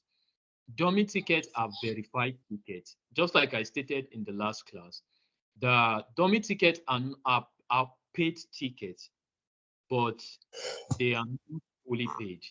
It's as low as $20, $40, $50, dummy tickets can be issued.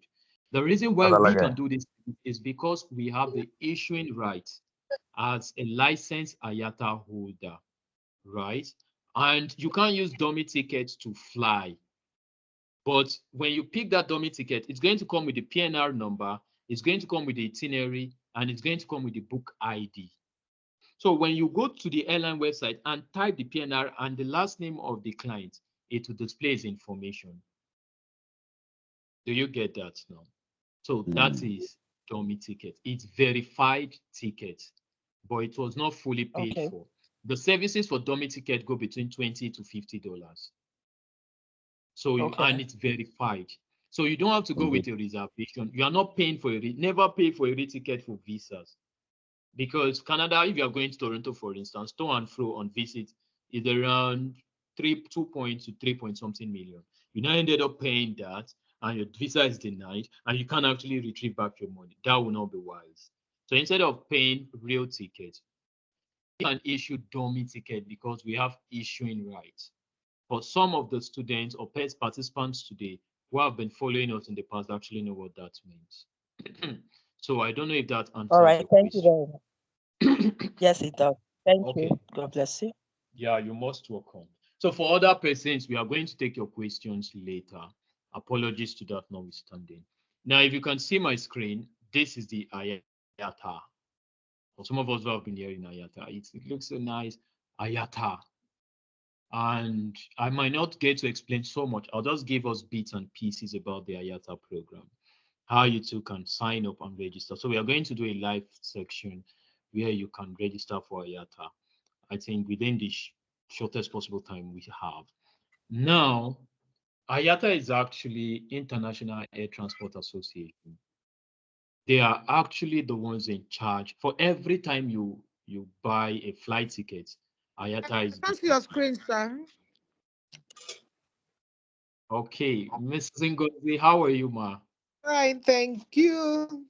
Well done, sir. I could see your voice easily. Okay, it's I'm fine. Let me enjoying get your class. I'm enjoying your class. We can't see your screen, sir. Okay, I'm sharing that now.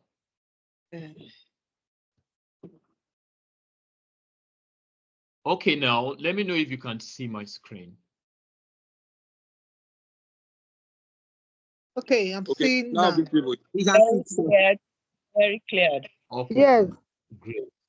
So this is what IATA looks like. Very simple. And we are going to register. Can't see it again, no. So I can't see the screen again. It's showing here. It's showing. It's showing. Yes, I can see it. There's nothing to see. Abbas, please remove your video. Yes, sir. My video is off. Okay, now. Oh yeah, now we're on the IATA portal. IATA. All of us in the past must have been hearing about this guy called IATA. Now, the IATA Bible will be sent, so I will not talk too much about IATA. We'll just get to the practical. And I did say earlier, we have helped some agencies in Africa to get the IATA license, and our service charge was $2,000. So now you are getting it all for free. It would have been nice if we just tell you about IATA so that you can't take registration. Thank you, sir. But now Thank you, sir. You most Thank welcome. Hey, what's that? Thank you, sir. Thank you, sir. Thank you, sir. God blessings. God bless you, sir. Thank you. Thank you. Oh, God bless you. Thank you. You can see I'm the one raising the alarm. Thank you, sir. Amen. So it means that at the end of this class, you should start making money. You too should start registering people for the IATA. There are certain documents you might not have, but we are pledging our allegiance. We'll help you get those documents with our connections. Most of the documents, we have them, and we have the authorization to give whoever we want to give, without appeal, favor, or even apology. So all that is expected of you is to listen. IATA is actually the body that regulates airlines, ticketing or consolidating officers, and even traveling agents. You know, if you have IATA license, people get to see you as a demigod in the traveling industry. And you can sign up. There are some parts of the IATA program that are paid. There are some you can even get all by yourself for free. But the ignorance behind the picture has kept so many people at bay, because when they hear the word IATA, it scares them. How am I going to get IATA license? It's too expensive. I'm not going to think about it. But here's the IATA portal. And for you to sign up for IATA, it's very easy. IATA is as simple, it's easy. The simplicity is like you signing up an Instagram account, just straight to their website. But the challenge so far is the website has been so hidden. You might not be able to just sign up so cheaply. And sometimes it's geolocation affected. Here in the US, very easy. So we are going to try for Nigeria. The website is portal.iata.org. So I'll be chatting that in our group, the group where all of us belong. So for you to sign up is portal.iata.org. So before we go to demonstrate that, how to sign up and all, let me just take the time and explain. When it comes to IATA registration, there are 4 types of IATA registration. Any of those registrations you hold confers you the rights of an IATA agent. And you can also participate in any part of the world where IATA programs are holding. But the first is the IATA TIDS. And this is it under services, available services.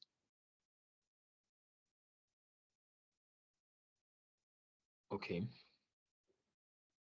Let me just, before I go to the TIDS, let me not be in a haste. Let me just explain everything. We have the IATA TIDS. That's the first. And what the IATA TIDS does is, now what is IATA? I said is International Air Transport Agency, right? So what is TIDS? TIDS is an acronym for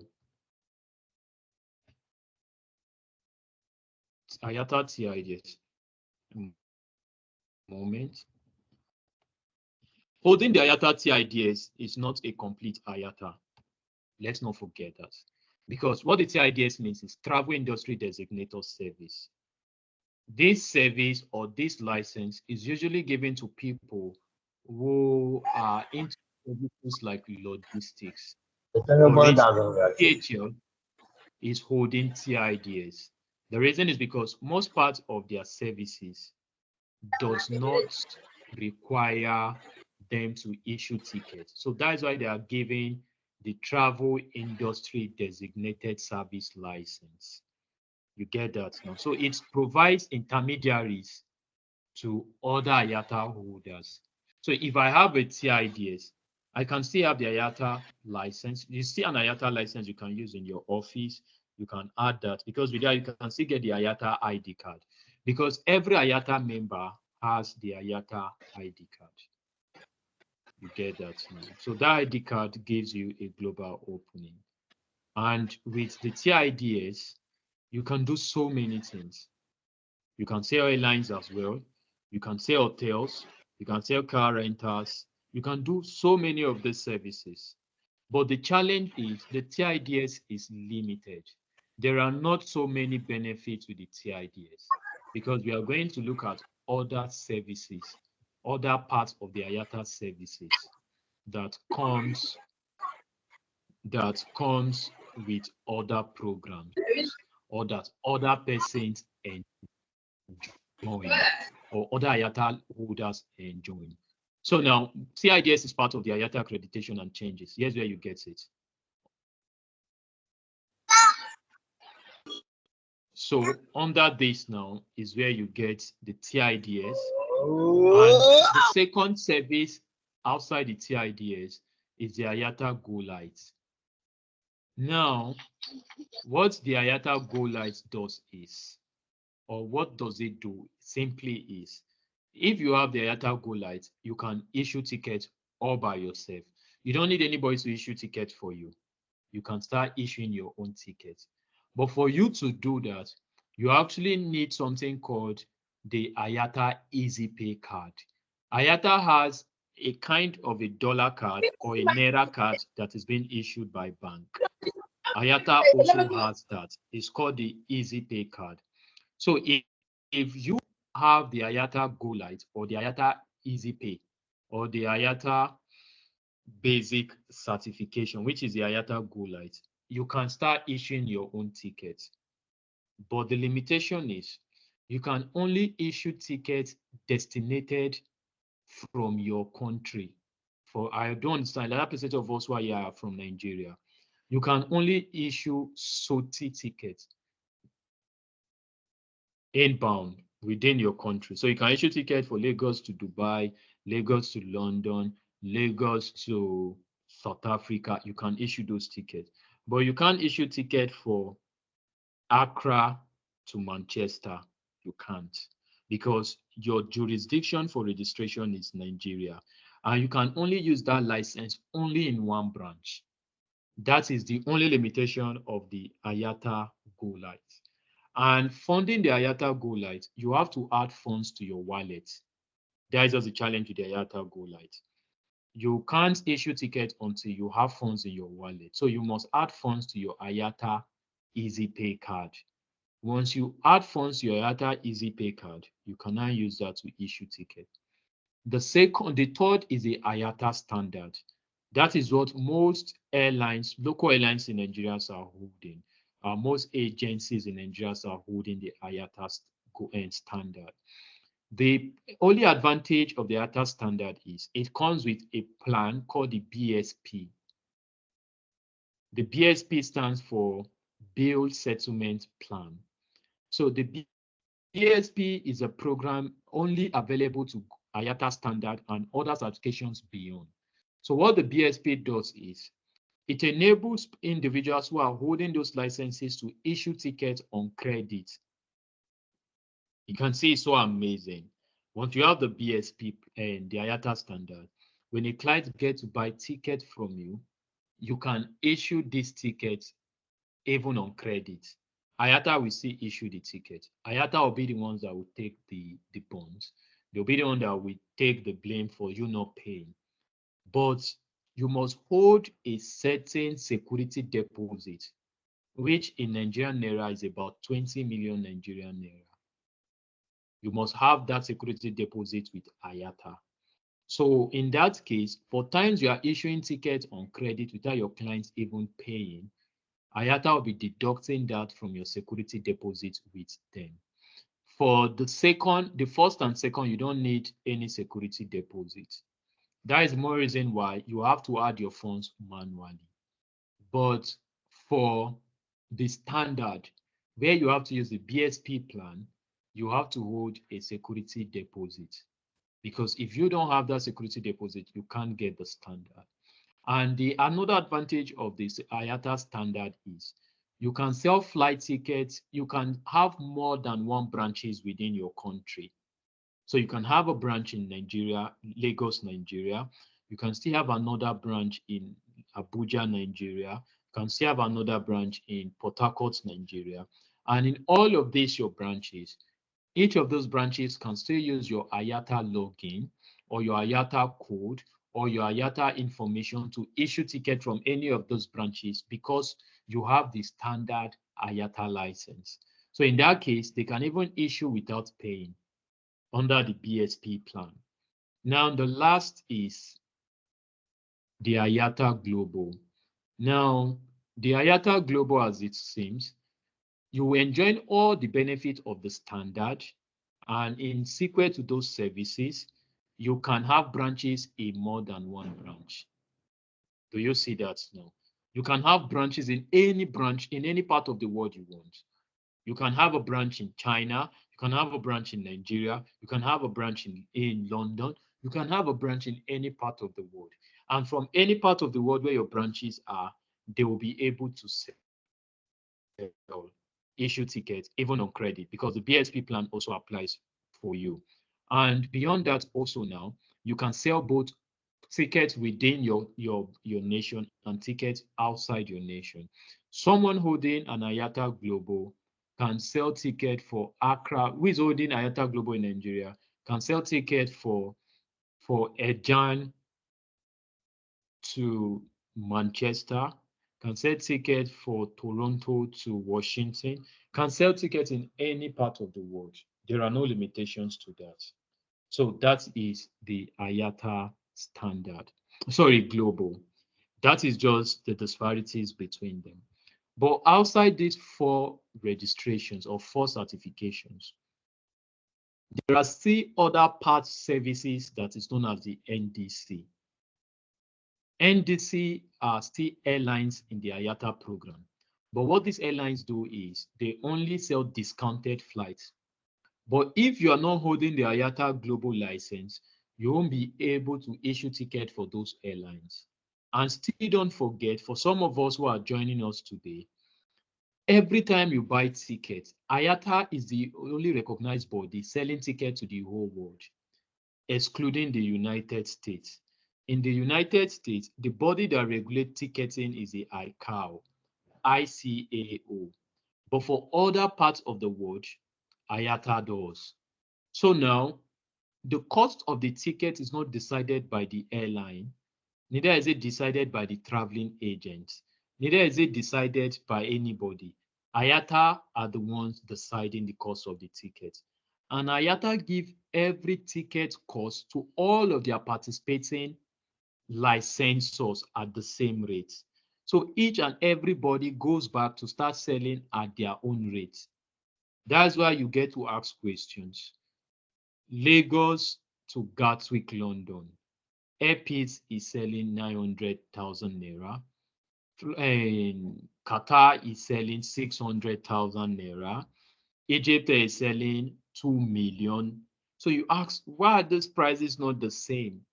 The reason is not because there is no regulated price. There are regulated prices, but each person sells at their own rate. Each person goes to sell at whatever rate they deem necessary or suitable for them. So that is that.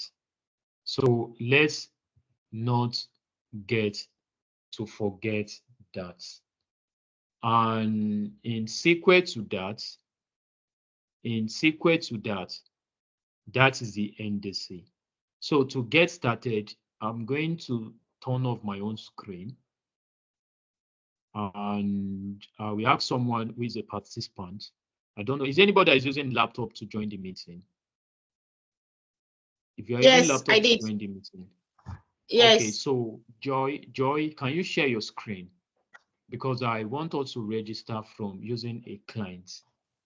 Or I want one of the participants to be the one doing the registration, so that all of us can see that it is very easy and doesn't require so much. Then while she's doing that, I will now get to discuss the certification. For you to register for IATA, you just need a few stuffs. Okay, you need to give me sharing rights. Okay. Do you need sharing rights to share? Okay, let me stop sharing. While she shares. So now for you to register I've sent the link, portal.iata.org. So you are going to visit that. You are going to enter the information just as if you are signing up for Instagram. So once that is achieved, or once you are able to do that, you are going to get a mail. Then you click on the mail, which is to confirm your email. Then that takes you to register. Then when you are fully registered, we now explain all the certification we need and how to get them, some for free and some are just a little cost. So once that is being discussed and explained, then we can now move further to questions. So I'll stop sharing now so that you keep up. Okay.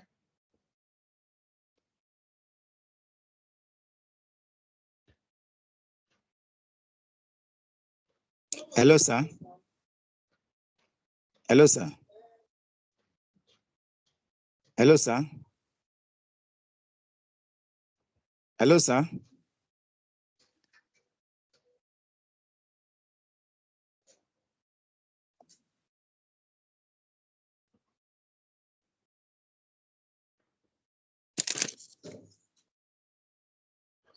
Sorry, can anybody see my screen?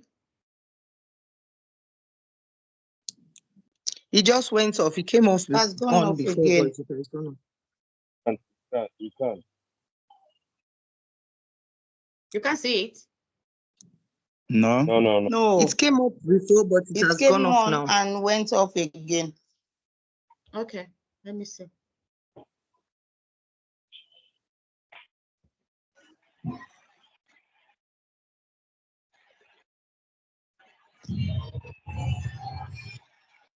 Okay, maybe because I'm trying to put in some sensitive data. It's up, it's up again. It has gone up again. It's up again, yes. Yeah, it's up. It's up now. You can see. Okay.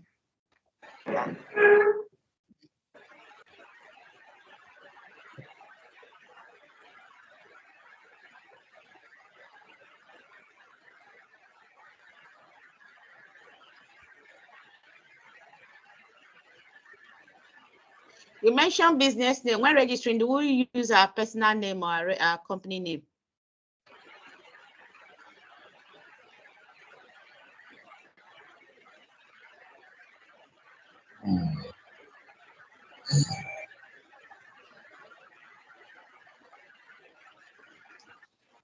Please, is there anything we are expected to be doing now? I'm just trying to register. I don't know.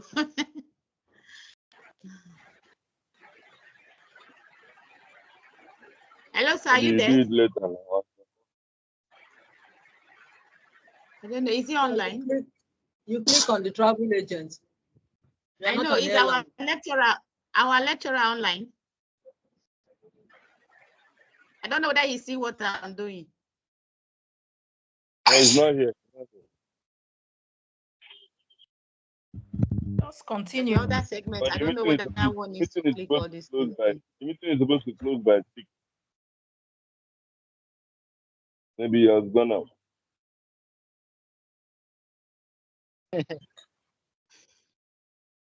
See the chat, Jamela. I think you need to allow him.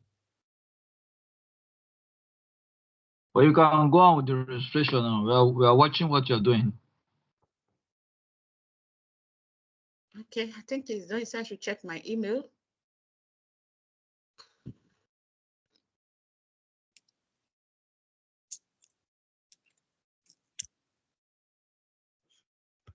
Okay, I have the email and I confirm email.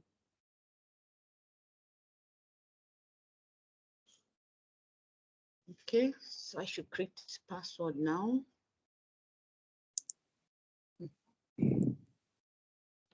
Okay.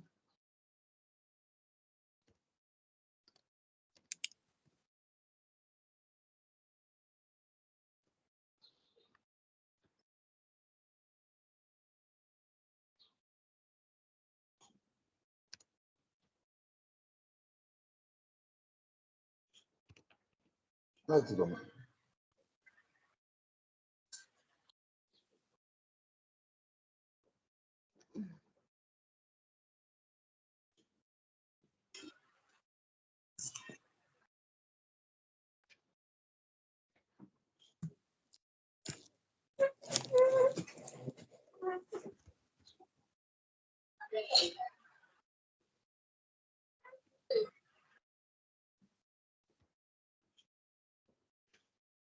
Wow. I'm welcome on board. It's very simple. Oh. It's easy to register. So but we are not saying that. Can you tell us the process? We are not seeing the screen. No, we tell us only the saw processes. when you were successful. We only saw when you were successful checking putting in your emails and all that. Really? Tell us the processes. Tell us the processes so that we can write it down. Okay. I went to the portal, and then it says sign in or sign up. Okay. So for a new person, I clicked on sign up, and I inputted my email and the country of residence, right? And then it created and said I should go and check my email. I checked my email, and then the next screen was for me to create a password and select the kind of service, whether I'm an airline or travel agent. So I clicked travel agent, entered my password, validated it, and it came here to say welcome on board. Okay, you clicked travel agent. Yes. Okay. So how did you get the portal? Sorry. He put it on the website, on the chat. But look at it here. Please, can you call the portal out? Ayata what? Portal portal.ayata.org. Okay. Thank you. So what are you now? I'm a travel agent. Okay. Congratulations. I'm not yet certified. Congratulations, man. I just want to know. I just want to know what's. You are not IATA compliant. So not yet. I'm not yet certified. No code. Look at here. No code yet. So what are you now? Are there other options besides the travel agent? No, after you've gotten to that, you need to go to account setup. Okay. So I just clicked on additional details here, account selection and additional details. Of course, there'll be so many things to be clicked. So here it says select category. Okay. Which you have to guide us. Nigeria is there. The company name if you have. Yeah.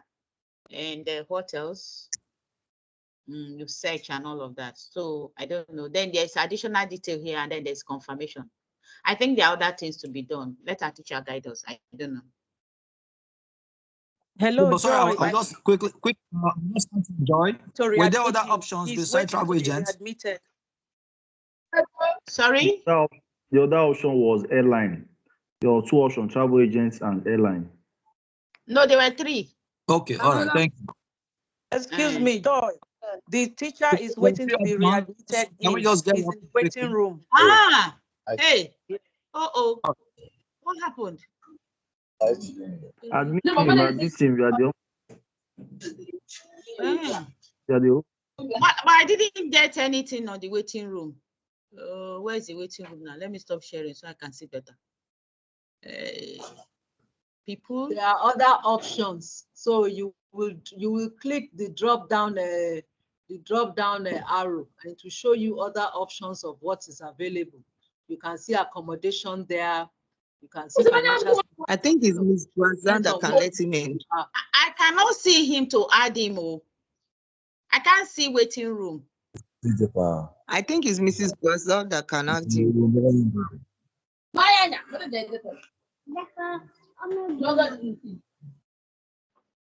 Please add our lecturer back. Yeah, I'm in already. Okay, welcome back. Yeah, sorry I was disconnected and I was logged out. Okay, Joy, has Joy been able to give us a demonstration? Yes, I've been able to create myself. Okay, can you share us your screen so I can explain from there? Should I explain from my own screen? Can we create it later? And do it immediately. I've done mine too. It doesn't take you 2 minutes. Okay, that's great. Now, when the network is bad, we cannot create it. Okay, if you can't create it, it's not so difficult. It's so easy to create. Just go follow the link, click on create account, then enter your email and your name. Make sure you're using the right details, because outside the initial registration, when you want to complete your profile, you will have to add so many things to it. Although you can still edit or change your profile on the dashboard, it's still possible. But to save yourself stress, ensure you are using the right document. You are using the right name rather. So if the way your name appears on any national means of identification in Nigeria or in your home country, ensure you get to use those informations. So let me just proceed from there. I am creating a dummy account now. So I'm going to share my own screen so that we'll get to see. Okay, so let me stop sharing. Okay, yeah, you can stop sharing. Now, Yes. when signing up for the IATA CIDS, for members who have joined or who have taken some classes before this one, they all know that we give free IATA CIDS. So for some of our previous participants, they actually know that there's a free IATA CIDS for them. But for some of us who are joining, you practically will not be able to get that. The reason is because outside these classes, some of the members here are part of the ticketing service. A larger percentage, or so to some extent, some of the percentages of people here have platforms where they issue their own tickets. So we only give free IATA CIDS to people who have their own flight booking portal, and as well as hotel services as well. So if those who have knows what I'm talking about, but for some who don't have, it's not a rocket science. You can also start issuing tickets. Just reach out to the facilitators. They will guide you on what to do, on how to get your own platform and all. Now, to sign up for the IATA standard for Nigeria, these are the only requirements you need. And getting all of these requirements are not so difficult. The first is you must have a business registration. You must have CAC. That's what Nigerian government called theirs. You must have CAC. Now, not every CAC can get IATA. Don't make bold to say whether your CAC is AB and Sons Electronics, you can still get IATA. Whether your CAC is Mr. Idowu and Children Enterprise, you can still get IATA. Any CAC can get IATA. But before you get IATA, you must have a certain amount of share capital. So in that case, you cannot get IATA with a business name.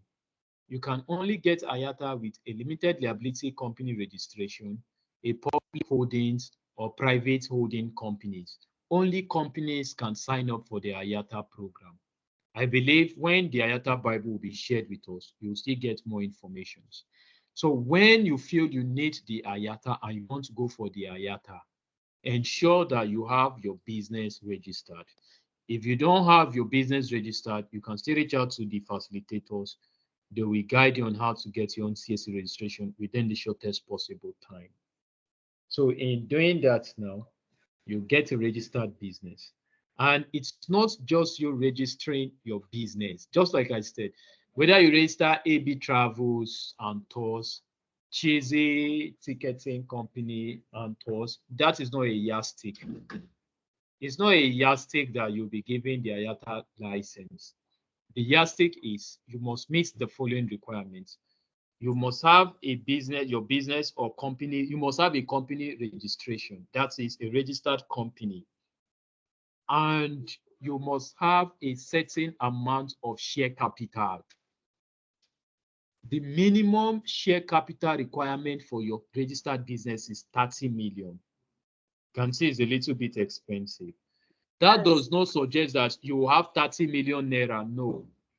Share capital is 1 million share capital is 20,000. So you can add to, if you have, for some of us who have registered companies here, usually when you register your company, it usually comes with 1 million share capital. So if you have 1 million share capital, you can upgrade your share capital by buying more to the tune of 30 million. So 1 million share capital is 20,000.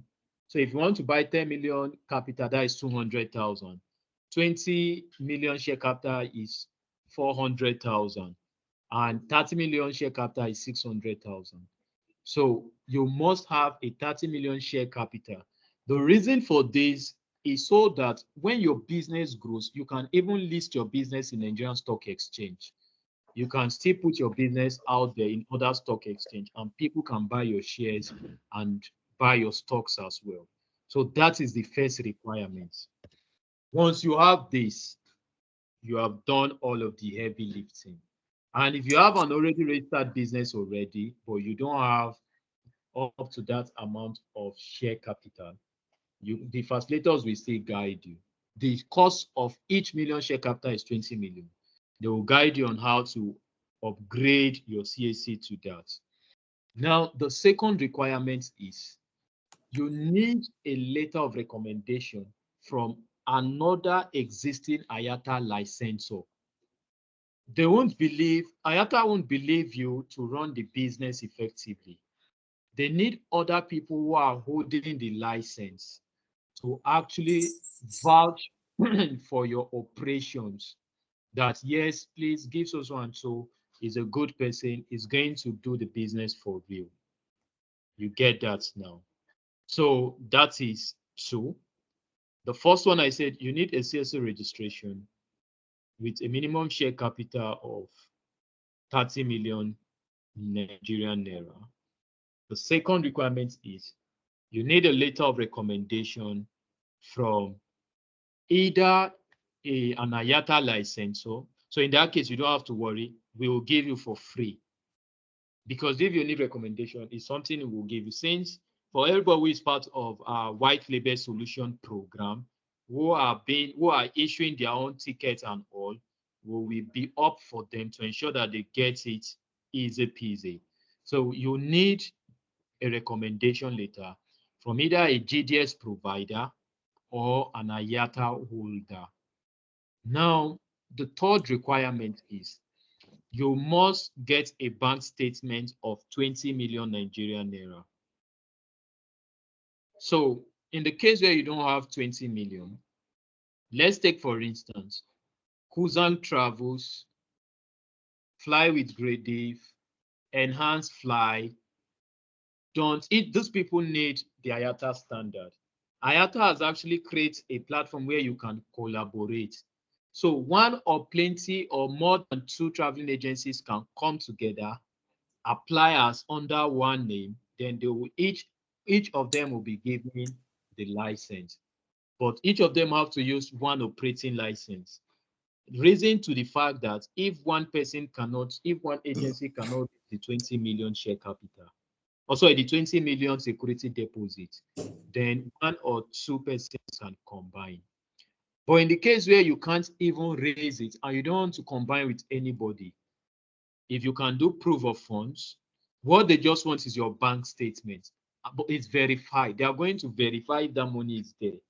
So you can do proof of funds and get banks to add that to your account, print your bank statement, and complete your registration. Now, there are two other documents you need. You need a certification from Civil Aviation Authority of Nigeria, Nigerian Civil Aviation Authority, NCAA. You need a certificate from them. And lastly, there's a body called NANTA, National Association of Nigeria Traveling Agents. You need a certification from them. Now, to get certification from NCAA is less than 80,000 Nigerian naira. And to get a certification from NANTA is as low as 20 to 40,000, depending on the state where you are in Nigeria. So once you have these 5 licenses or 5 certification, you are good to go on the IATA, Basic or IATA Go Light or IATA Easy or the IATA Standard. You are good to go on this registration. But we did say something earlier. For some of our participants or some persons who are already on our white label program, we promise to give them a free IATA TIDS, and we can still help them get the IATA Standard with just a little amount. Now, the amount you are paying for now is not to get yourself registered, because virtually all of us now can register for the IATA program. It's just to help in the cases where you need the bank statement. We can get you a sponsored bank. That's why you are paying a little amount. Then for the NCAA, we have someone in Lagos. For those of you who reside in Lagos, or for some of you who can go to Lagos, we have someone in the NCAA head office in Lagos that we can easily give the call to help you get the NCAA certificate without stress in minutes. Now, for NANTA, those of you who are still in western part of Nigeria, we can help you get that also easily with just few calls. So in a bit now, the only limitation for some of us who are not part of the white label program and who wants to get that, or who wants to get the IATA standard or Go Light account, is just for them to make sure they have the CAC and just the bank statement. So once those factors are in place, if you sign up for the IATA program, you will get the IATA license. So these are just the things you need. You need a CAC document with at least a minimum share capital of 30 million. And I said 1 million share capital is 20,000. And for everyone who has a registered company here, most of the registered companies, their share capital they give is 1 million. So you can buy for 29 million more of the share capital, which is simply 29 times 20,000. So whatever the figure is, what you'll be paying extra to upgrade to the 30 million share capital. And once you have that in place, then we'll get you a recommendation letter. Once we get you the recommendation letter, you need at least a security deposit of 20 million Nigerian naira in your bank, in your business bank account. Mind you, business bank accounts, not private or individual bank accounts. 20 million shares. So it means with your CAC, you can open bank accounts.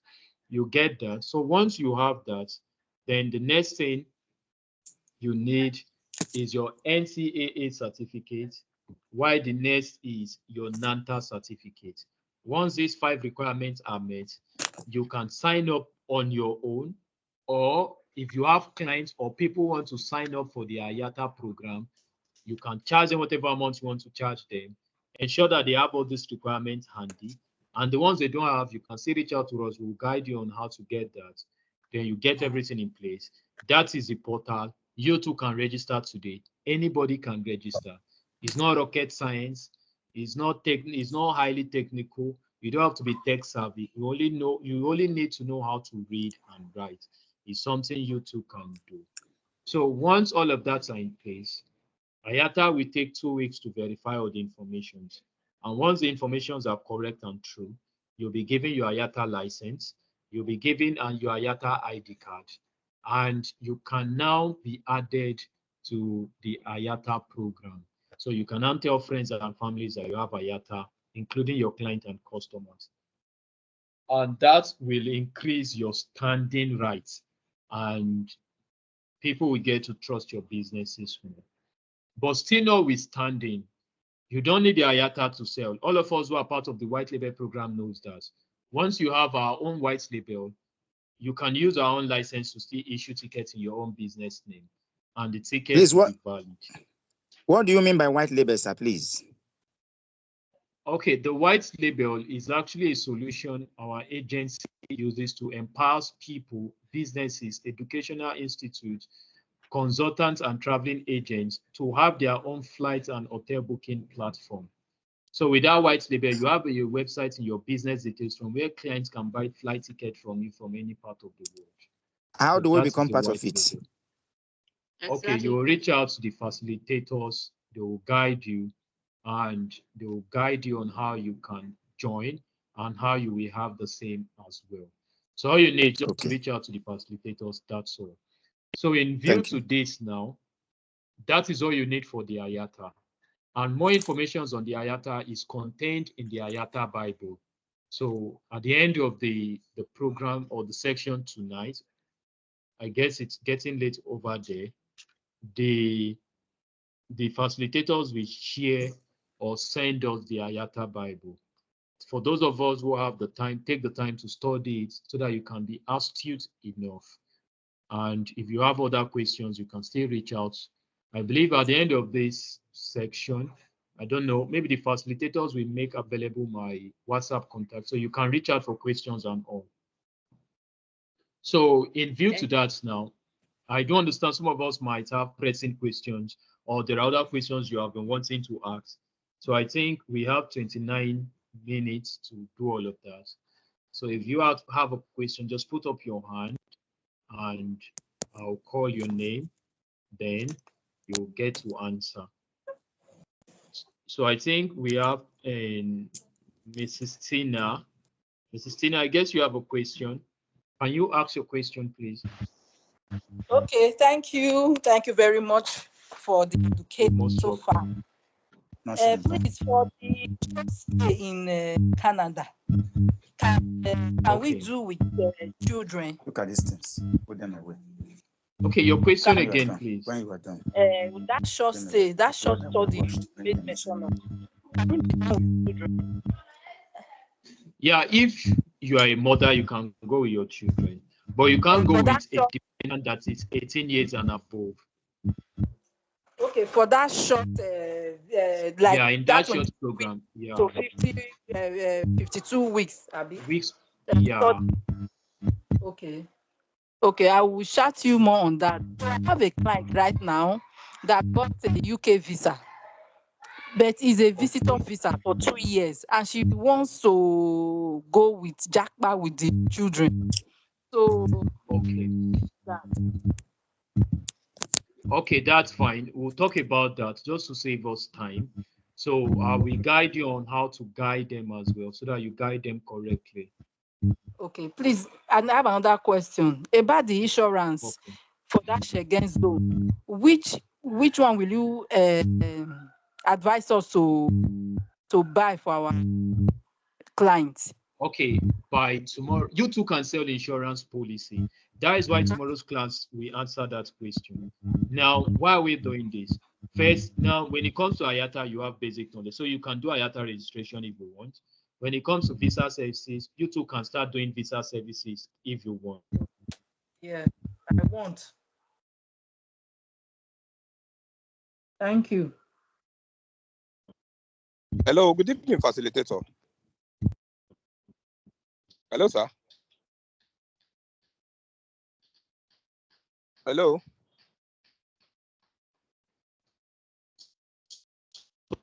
Let us go by raising up our hands and Hello, sir, can you hear me? Let him call us. I think when you raise up your hand, I've been raising my hand. We already raised their hand. Let him call us based on the number. We'll have 6 of us that raise our hands, you know. And if you have asked your own, you can put down your own hands. Okay, so Madam Tina, I don't know if that answers your question. So let's move to Mrs. Fumi Lola. Yes, thank you.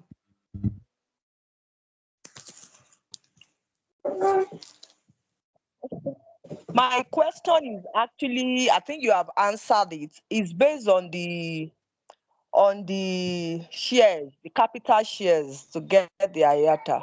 And you've already answered it, that for us to increase the shares, per 1 million is 20,000, because I really want to know how much it's going to cost to raise that 30 million shares. But you've already answered it. And we can also contact the facilitators for help if we want them to assist us, you know, in raising the capital shares. Thank you. Okay, thanks so much. So now the third person, Mrs. Joy. Yeah, thank you so much. My question is also connected with us, but with a little difference. If you have a limited liability company, must there be must the object of ticketing be there, or must you have a name, travel and tours, or something like that in the name? Okay, no, that does not. You don't need that. Anybody can sell travels, whether it's ABC and Sons, ABC Electronics, C&C wholesalers and co. Anybody, it mustn't carry travels in your name to sell travels. Okay. Thank you. Then so I think secondly, the fourth person. Okay, I'm with you. Okay, sorry. sorry. The second question I have is the white label, the what will I call it? The services rendered there, does it include tour and hotel services? Yeah, when you come on board at first, you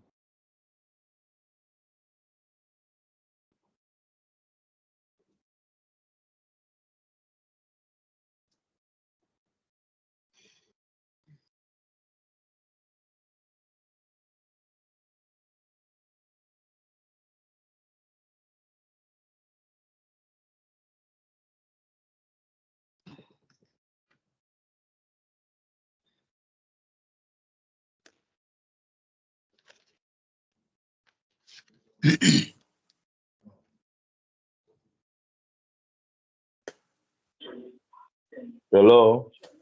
Hello, are you Is back? it just me? I can't hear anything again. I think we lost him. I think we lost him. Can we stay together? Can you hear him? Hello? No. We can't hear him No, again. let's wait a bit. Hello? Let's wait a bit. So if it's up, we can come back.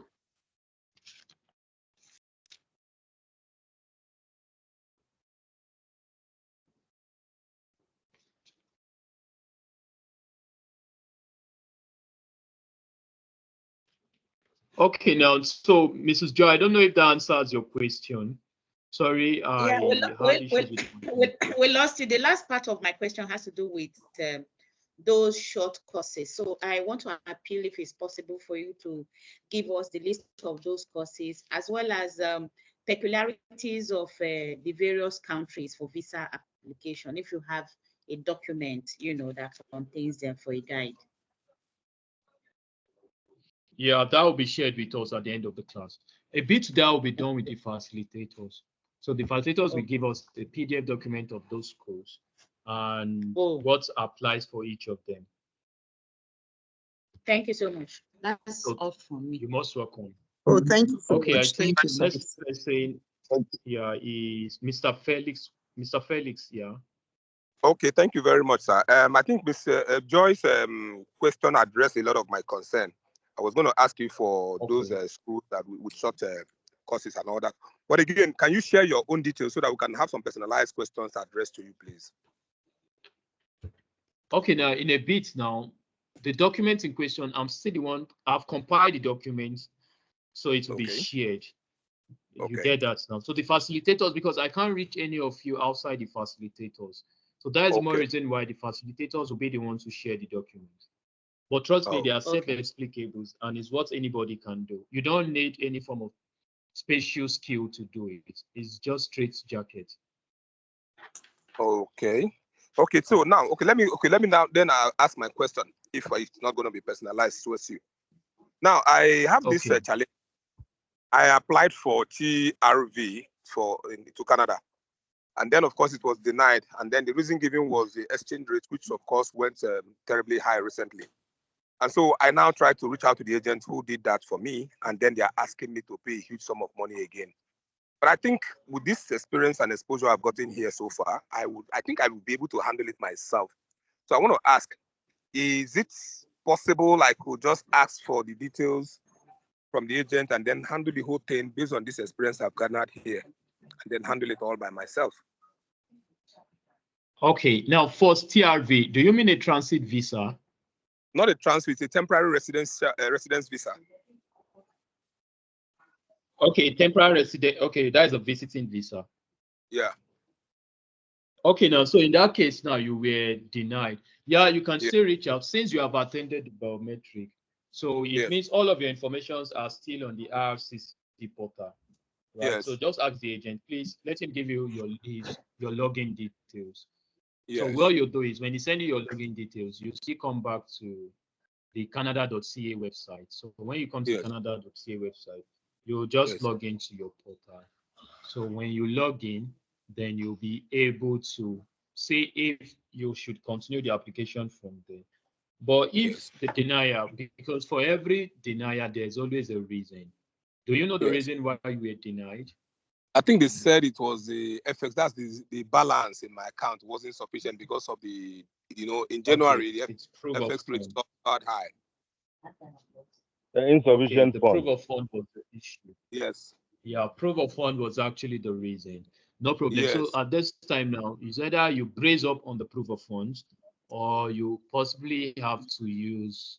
And again, when you want to make applications, it's always nice. Your proof of funds should be a business account. Even if your business account doesn't have the required amount, but because business accounts are usually active, funds come in and leave the account. So that actually makes it effective. And for some of us who wants to do proof of funds too, in the past, the mistake we make is you just go and activate one of your accounts that has been dead for a while. So they just push in some money to it, and all of a sudden you are going for proof of funds. That will not work. Some of us, okay, the agent will tell you have to be putting funds for the next 3 months. So you start paying 4% for 10 million every month. Patiently, you are paying it, and no transaction is happening in that account. And you now print the bank statement and you are going, it will still not work. When they say proof of funds, this thing should be an active account. Funds goes in and leave the account virtually most times. Don't just use an account that they are just adding funds using the proof of funds. That's why you spend money on proof of funds and not get results, because you are just using an account that is not working. Yes. They just added funds, and some people, is when they added funds, they are going to for the interview. It will not. Those people are not dummies. They also use their number 6. It's logical. You just the only funds the last time you did transaction was 2 weeks ago, and that was the only amount that was transferred to that account, 10 million. And now you are coming after 2 weeks, and no amount ever entered that account until the time you were coming for the interview. All of those things will raise so much skepticism and will impound on your chances. So what you do, ensure you are don't use doctor, just like I said. And if you can't get the necessitated funds for the proof of funds, maybe use a sponsored account. We'll talk about that tomorrow. Thanks so much. It's okay. Thank you very much. Yeah, you're most welcome. So the next person is Mr. Saint Pat.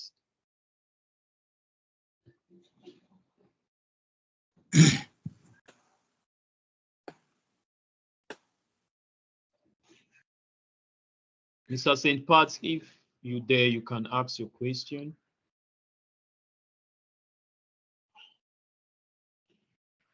Okay, sorry, Miss Saint Pat, my apologies. Okay, she said her audio is not on, so she will probably not be able to ask her question. Or if you're muted, you can unmute yourself. Okay, she said she sent a chat.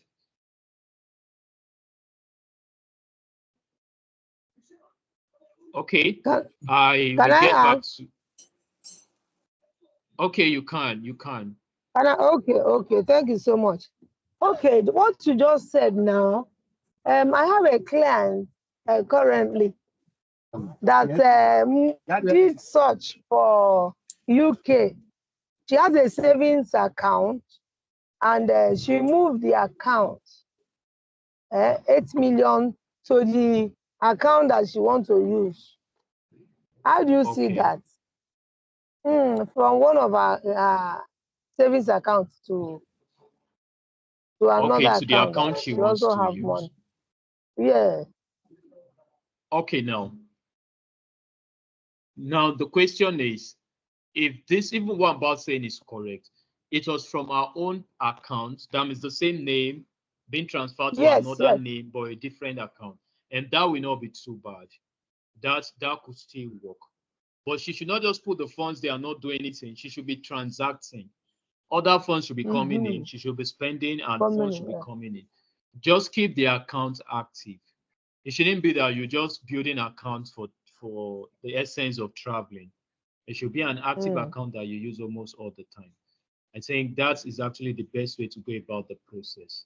Not just because 2 days to when you are traveling, you now transfer X, Y, Z amounts to the accounts that you want to use for bank statements.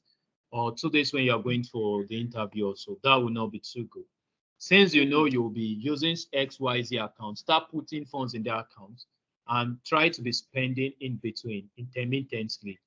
So that is actually what should be. But in a bit, that's not too bad. If you see have maybe a few weeks to our interview, she can just be transacting with that account so that she doesn't just print a bank statement that for the last 6 months only one transaction happened. That would be skeptic and fishy. You mean in 6 months you have not spent money? You said yes. Look at my account. I haven't spent any money. That's not possible. So use an account that is active. Don't just because you are going for VFS Center in 2 days' time, you now print a bank statement. Only one transaction for 2 years. They're also human beings. They have common sense and they also think. So if they just say that they'll know how this is up to no coming back. So they don't have to stress themselves, because if you go and you don't want to come back, they'll start engaging their military or police forces to start evacuating and eradicating. Some of us who are here, you actually heard what happened in UK. They deported some persons to Rwanda. Why? Because some of these guys came with visiting visa. Their times and days are up. They don't want to come back in an attempt, because some persons will say they will declare asylum. That if I get there, I'll declare asylum. Some of us who watch the news, you see what Nigerians do in Canada, especially in some part of Vancouver, sleeping under the freezing cold. They came with visiting visa. Now they want to become Canadian citizens in 2 weeks. All of those processes might not work so well. But with the right information, there are so many. Even if you go to visiting visa, you can still get a permit, either a study or work permit to stay. But there are right approach to do all of these things. But notwithstanding, I don't know if that answers your question.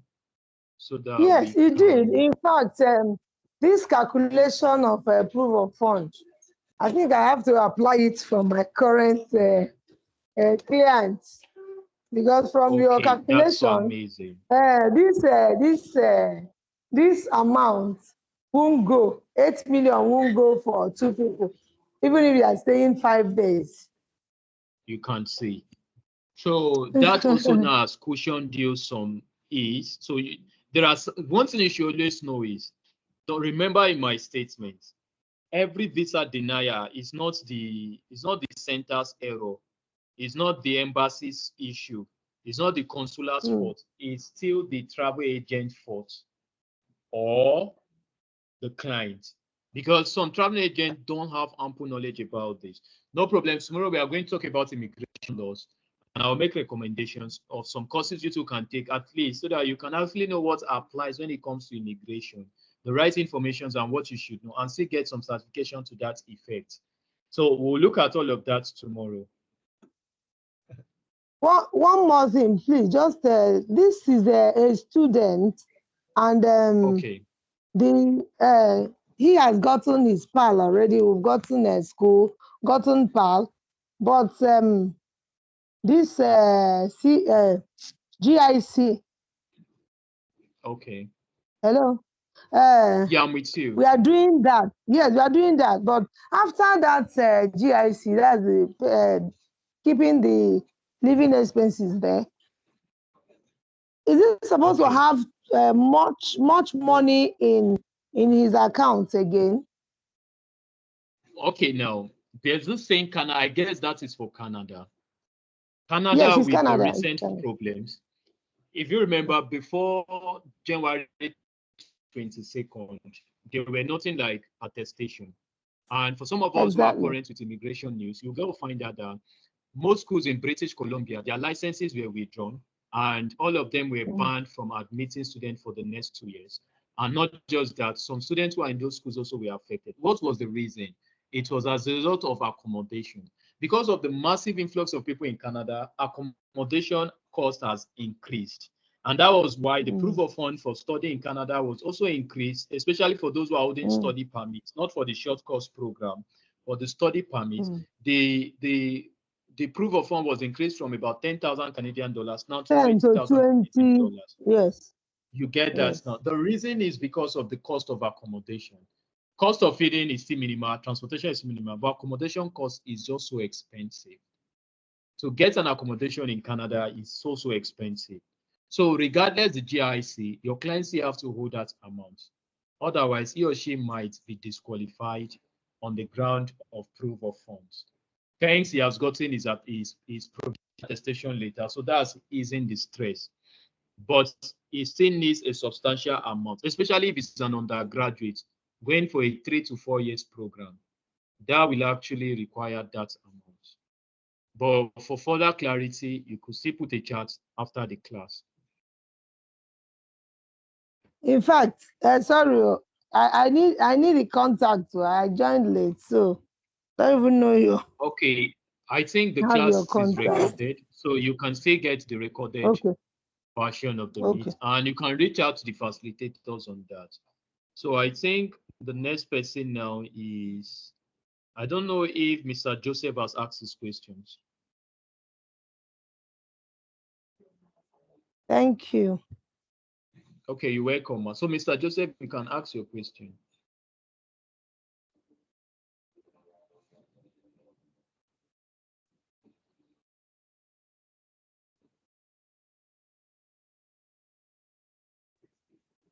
Okay, I guess Mr. Joseph is not around. Can Pastor Ife ask the question? This is Pastor Ife that asked. Okay, you are okay, talking great. with Pastor Ife. Yeah, I think I need to drop my hand back. Okay, Dr. Mike now, I don't know if you can ask your question. Thank you, sir. Your depth of knowledge is mind-blowing. Thank you so much for the Most welcome. wonderful lesson. I actually joined when you were explaining the proof of fund. I don't know. I heard you said the session is recorded. Maybe you can just share a little light on it again, on how to calculate the expenditures. Okay, now every nation has standard of living, nominal standard for each day. For most European, it's 70. For Canada, it's 100 CAD. So now European nations believe your daily expense is 70 euro per day. So for instance, your client is traveling for 5 days. To get the exact proof of fund is 5 days times 70 euro. At least that will cover for his living expense. Now, because of the hotel he or she is going to stay for 5 days, let's assume a night is 30 euro. So 5 days becomes 150. So that should also be added. Now, what is the cost of the flight ticket? So if the flight ticket, let's say, is 1.5 million, that should also be included. So you convert all euros to naira, add that together, as well as the amount for the insurance, add it up together. And again, there should be a certain amount of BTA or she should be holding. Some nations require 500, some require 1,000. So you make the conversion from 500 euro back to naira, add that up together, and see if the client actually have that in his or her account. So if he or she is not having that, you can now go for the proof of funds option, but do that correctly or use sponsored accounts. But the area or aspect of proof of fund will be fully discussed tomorrow, because tomorrow what we'll be looking at is proof of funds, insurance, and immigration laws. Today we're only able to look at visa services and the IATA. So tomorrow we are going to look at those ones. I believe that will still be further explained and strengthened when it comes to understanding. So I don't know if you have other questions you can still ask. Thank you so much. I'm cool with this. Okay. It's clear. Thank you. Thanks so much to Mr. Babasanwo. I don't know if you are there, you can ask your question.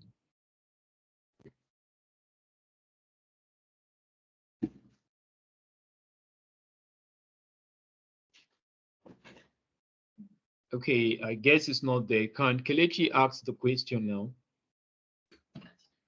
Okay, well done. No. Yeah, thanks. Well done, sir. Thank you. You said the only sure way of someone securing a Canadian visa is mostly through school.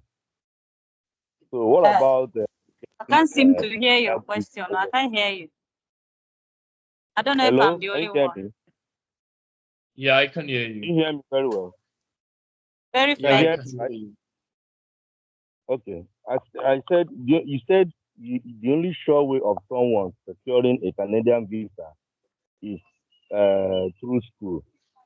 So I'm asking if someone what's the possibility of someone getting a caregiver work so that you can travel to Canada? And how sure is it? Okay. Okay, first and foremost, I stand to be understood. Study is not the only surest route, right? I think in my words, I said the shortest, the quickest, the fastest, and less expensive route is through the use of short courses. The reason why is because when you're holding a short course, when you're going for a short course, you don't need a study permit, you don't need provincial attestation letter, you don't need so much funds. You'll be considered to be a tourist.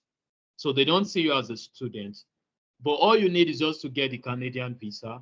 So once you get that, you can still do the program. When you're in Canada, you can do exchange program. You can convert to being a student. So you don't need all of that anymore. You don't need PAL when you're in Canada already. And you, to some extent, will not be needing proof of funds because you are there already. So that is just what I said. There are 1,001 ways to go to Canada. Even currently, there are programs like the Canada caregiver job you just said now. Canada actually rolled it up again, and they promised to give permanent residence on arrival. So it's possible you can still get Canada caregiver job. It's 100% possible. Is there any proof of fund on that? Sorry, sir. Is there any proof of fund on when that? you are okay now, when you are going for work, you don't need proof of funds because it's believed that you have something, you are coming to do something there. But when you're going for study or visit, you need proof of funds because you'll not be working. Though I do understand by labor law in Canada and most part of the world, you have 20 hours to work per week. But the costs, academic costs are also biting. So even if you work 20 hours, you might not still be able to meet up with the threshold. But for someone who is coming to work, he or she will be earning salary. And because he or she will be paid either hourly, weekly, or monthly, as the case may be, he or she should be able to put the payment he or she is getting will suffice for his or her living cost. You get that now. So proof of funds are not needed for work routes. So if you work routes are the cheapest by far, but they're usually not so easy, especially for the Canadian system. But currently, just like I stated earlier, outside the LMI work route, the PR, the provincial nominee, and all of that, Canada just rolled out 2 programs, which is the GHP, the Growth Hypersensitive Investment Program. You can explore that. Work permit for that comes out in 2 weeks. You can see it's the caregiver route also. And once you get a job as a caregiver, it's even the sweetest so far. You'll be given a permanent residence on arrival. So that actually makes big sense. You can explore that. And you don't have to worry so much on what to do. Just go to canada.ca, stay around it. All the information you need for success are there. And if you still need further assistance, you can reach out to the facilitators. They will give you the right information on what to do, either for your client, for yourself, family, or friends. So I don't know if that answers your question. Okay.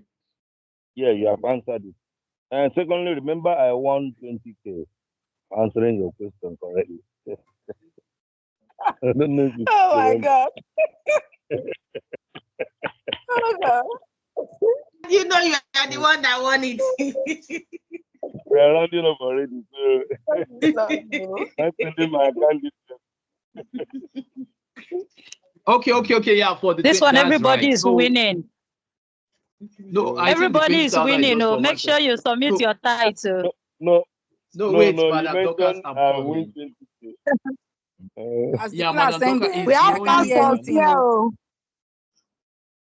It's the only one. Don't forget, please. Okay, great. We are grateful we have pastors, so we are covered. But Madam Dorcas, don't forget Mr. Kelechi, please. So at the end of the class, so that we'll do the transfer of 20,000 to him. That's great. That sounds Amen. Thank you. Yeah, you're most welcome. Thank you. So lastly, I don't think there's anybody with question. Is there any other person having question that has not been called? It's already 7 o'clock. Yeah, the last one. Sorry, the last one I have is okay. Sorry, please. I've not been. Hello, I can't hear anything as the class ended. It's really very faint. I'm finding it very difficult to hear. Hello. I was saying that my last question is on that South African visa. If somebody was denied, how do you apply again to? No, since it's an e-visa now, it's fine. Since it's an e-visa are being denied on 2 reasons. One is either the informations are wrong or the information submitted are incomplete. Like most persons, most deniers on e-visas are on the reservation, the flight reservation. By the time most clients go about using airline reservation or reserve tickets instead of confirmed ticket, that could bring about a denier. Some persons who don't have an invite or where they are going to, since they don't have a hotel reservation to actually cover for that, that could also bring about a denier. For hotels, you can see the hotel reservation, confirmed hotel reservation without payment. That's, I don't know how we are going to learn that. But for the dummy flight tickets, you can see. They went to VFS. It was not e-visa. I don't know. So they went to VFS. They actually paid for a flight ticket. They still have it. And they paid for hotel as well. They still have those things. They paid, they didn't do just reservation, you know. Okay, now my view now is, Mr. Bass, please, can you help us mute your mic? I don't know why I'm muting you and you're muting yourself when you are not talking. You're only allowed to unmute yourself when you are talking. Please. Come again. Please, can we continue tomorrow? It's already late. Somebody is talking to Mr. Bass. Please, can the person come again?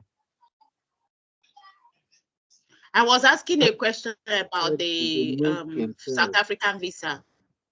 That's the question I was asking. Let's continue tomorrow. Okay, now let me just answer that question in a whole. South African is e-visa. You don't need to go to VFS Center. You can apply on Sunday and get it on Tuesday, or from your phone or your laptop. You don't need to go for any visa interview. It's an e-visa country. So just apply from your device. I don't know when they went. Was it last year they went or this year? Yes. Because if it's this year, last year. Okay, last year there was visa interview, but now it's e-visa, right? So at the comfort of your house, you can apply with the right information they'll be given. So all you need to do at the time now is to reapply for them, but this time use the right information. And if you need help on that, reach out to the facilitators. You will be guided on the right information to use and how to get them. Now, lastly, before we close, I think Mr. Isaac has a question. So I think that will be the last question for today, since we are still meeting up again tomorrow. Thank you for this opportunity. Thank you so much. Okay, you're welcome, Mr. Isaac. Yeah. Well done. Your effort is well commended. You're welcome. I want to ask if someone is being denied for like Canada. I have a client that was just denied for Canada. Can he reapply immediately for like that short course you mentioned in the program?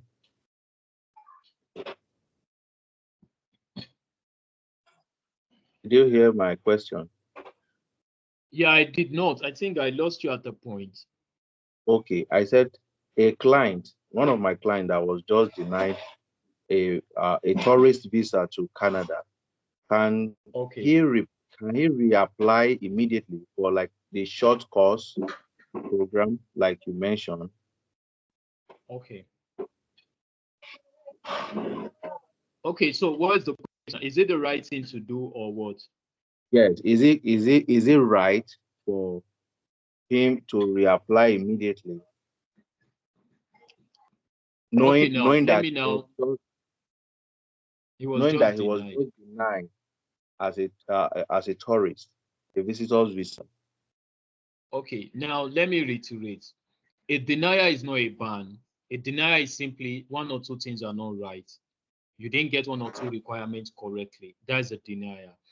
If you are being denied, you can still appeal. You can still make an appeal instead of making another application. Do we get that now?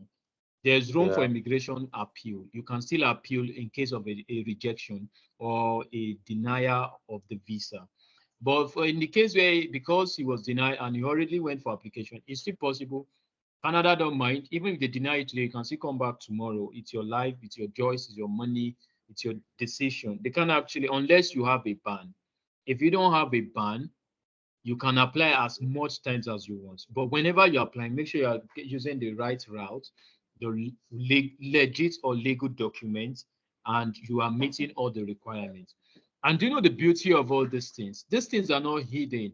On each of the government websites you're applying, all of their requirements for approval is stated there. It's just like an examination. If you don't follow the instructions, success is not in view.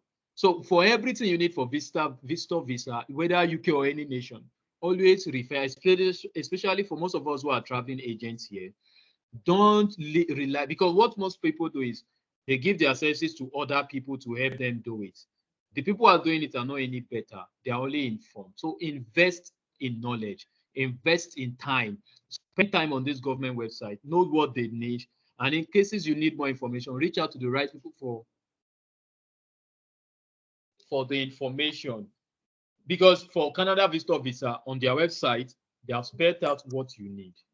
If you have all that is required of you, you cannot be denied under what condition. But when you don't meet those requirements, you keep having deniers.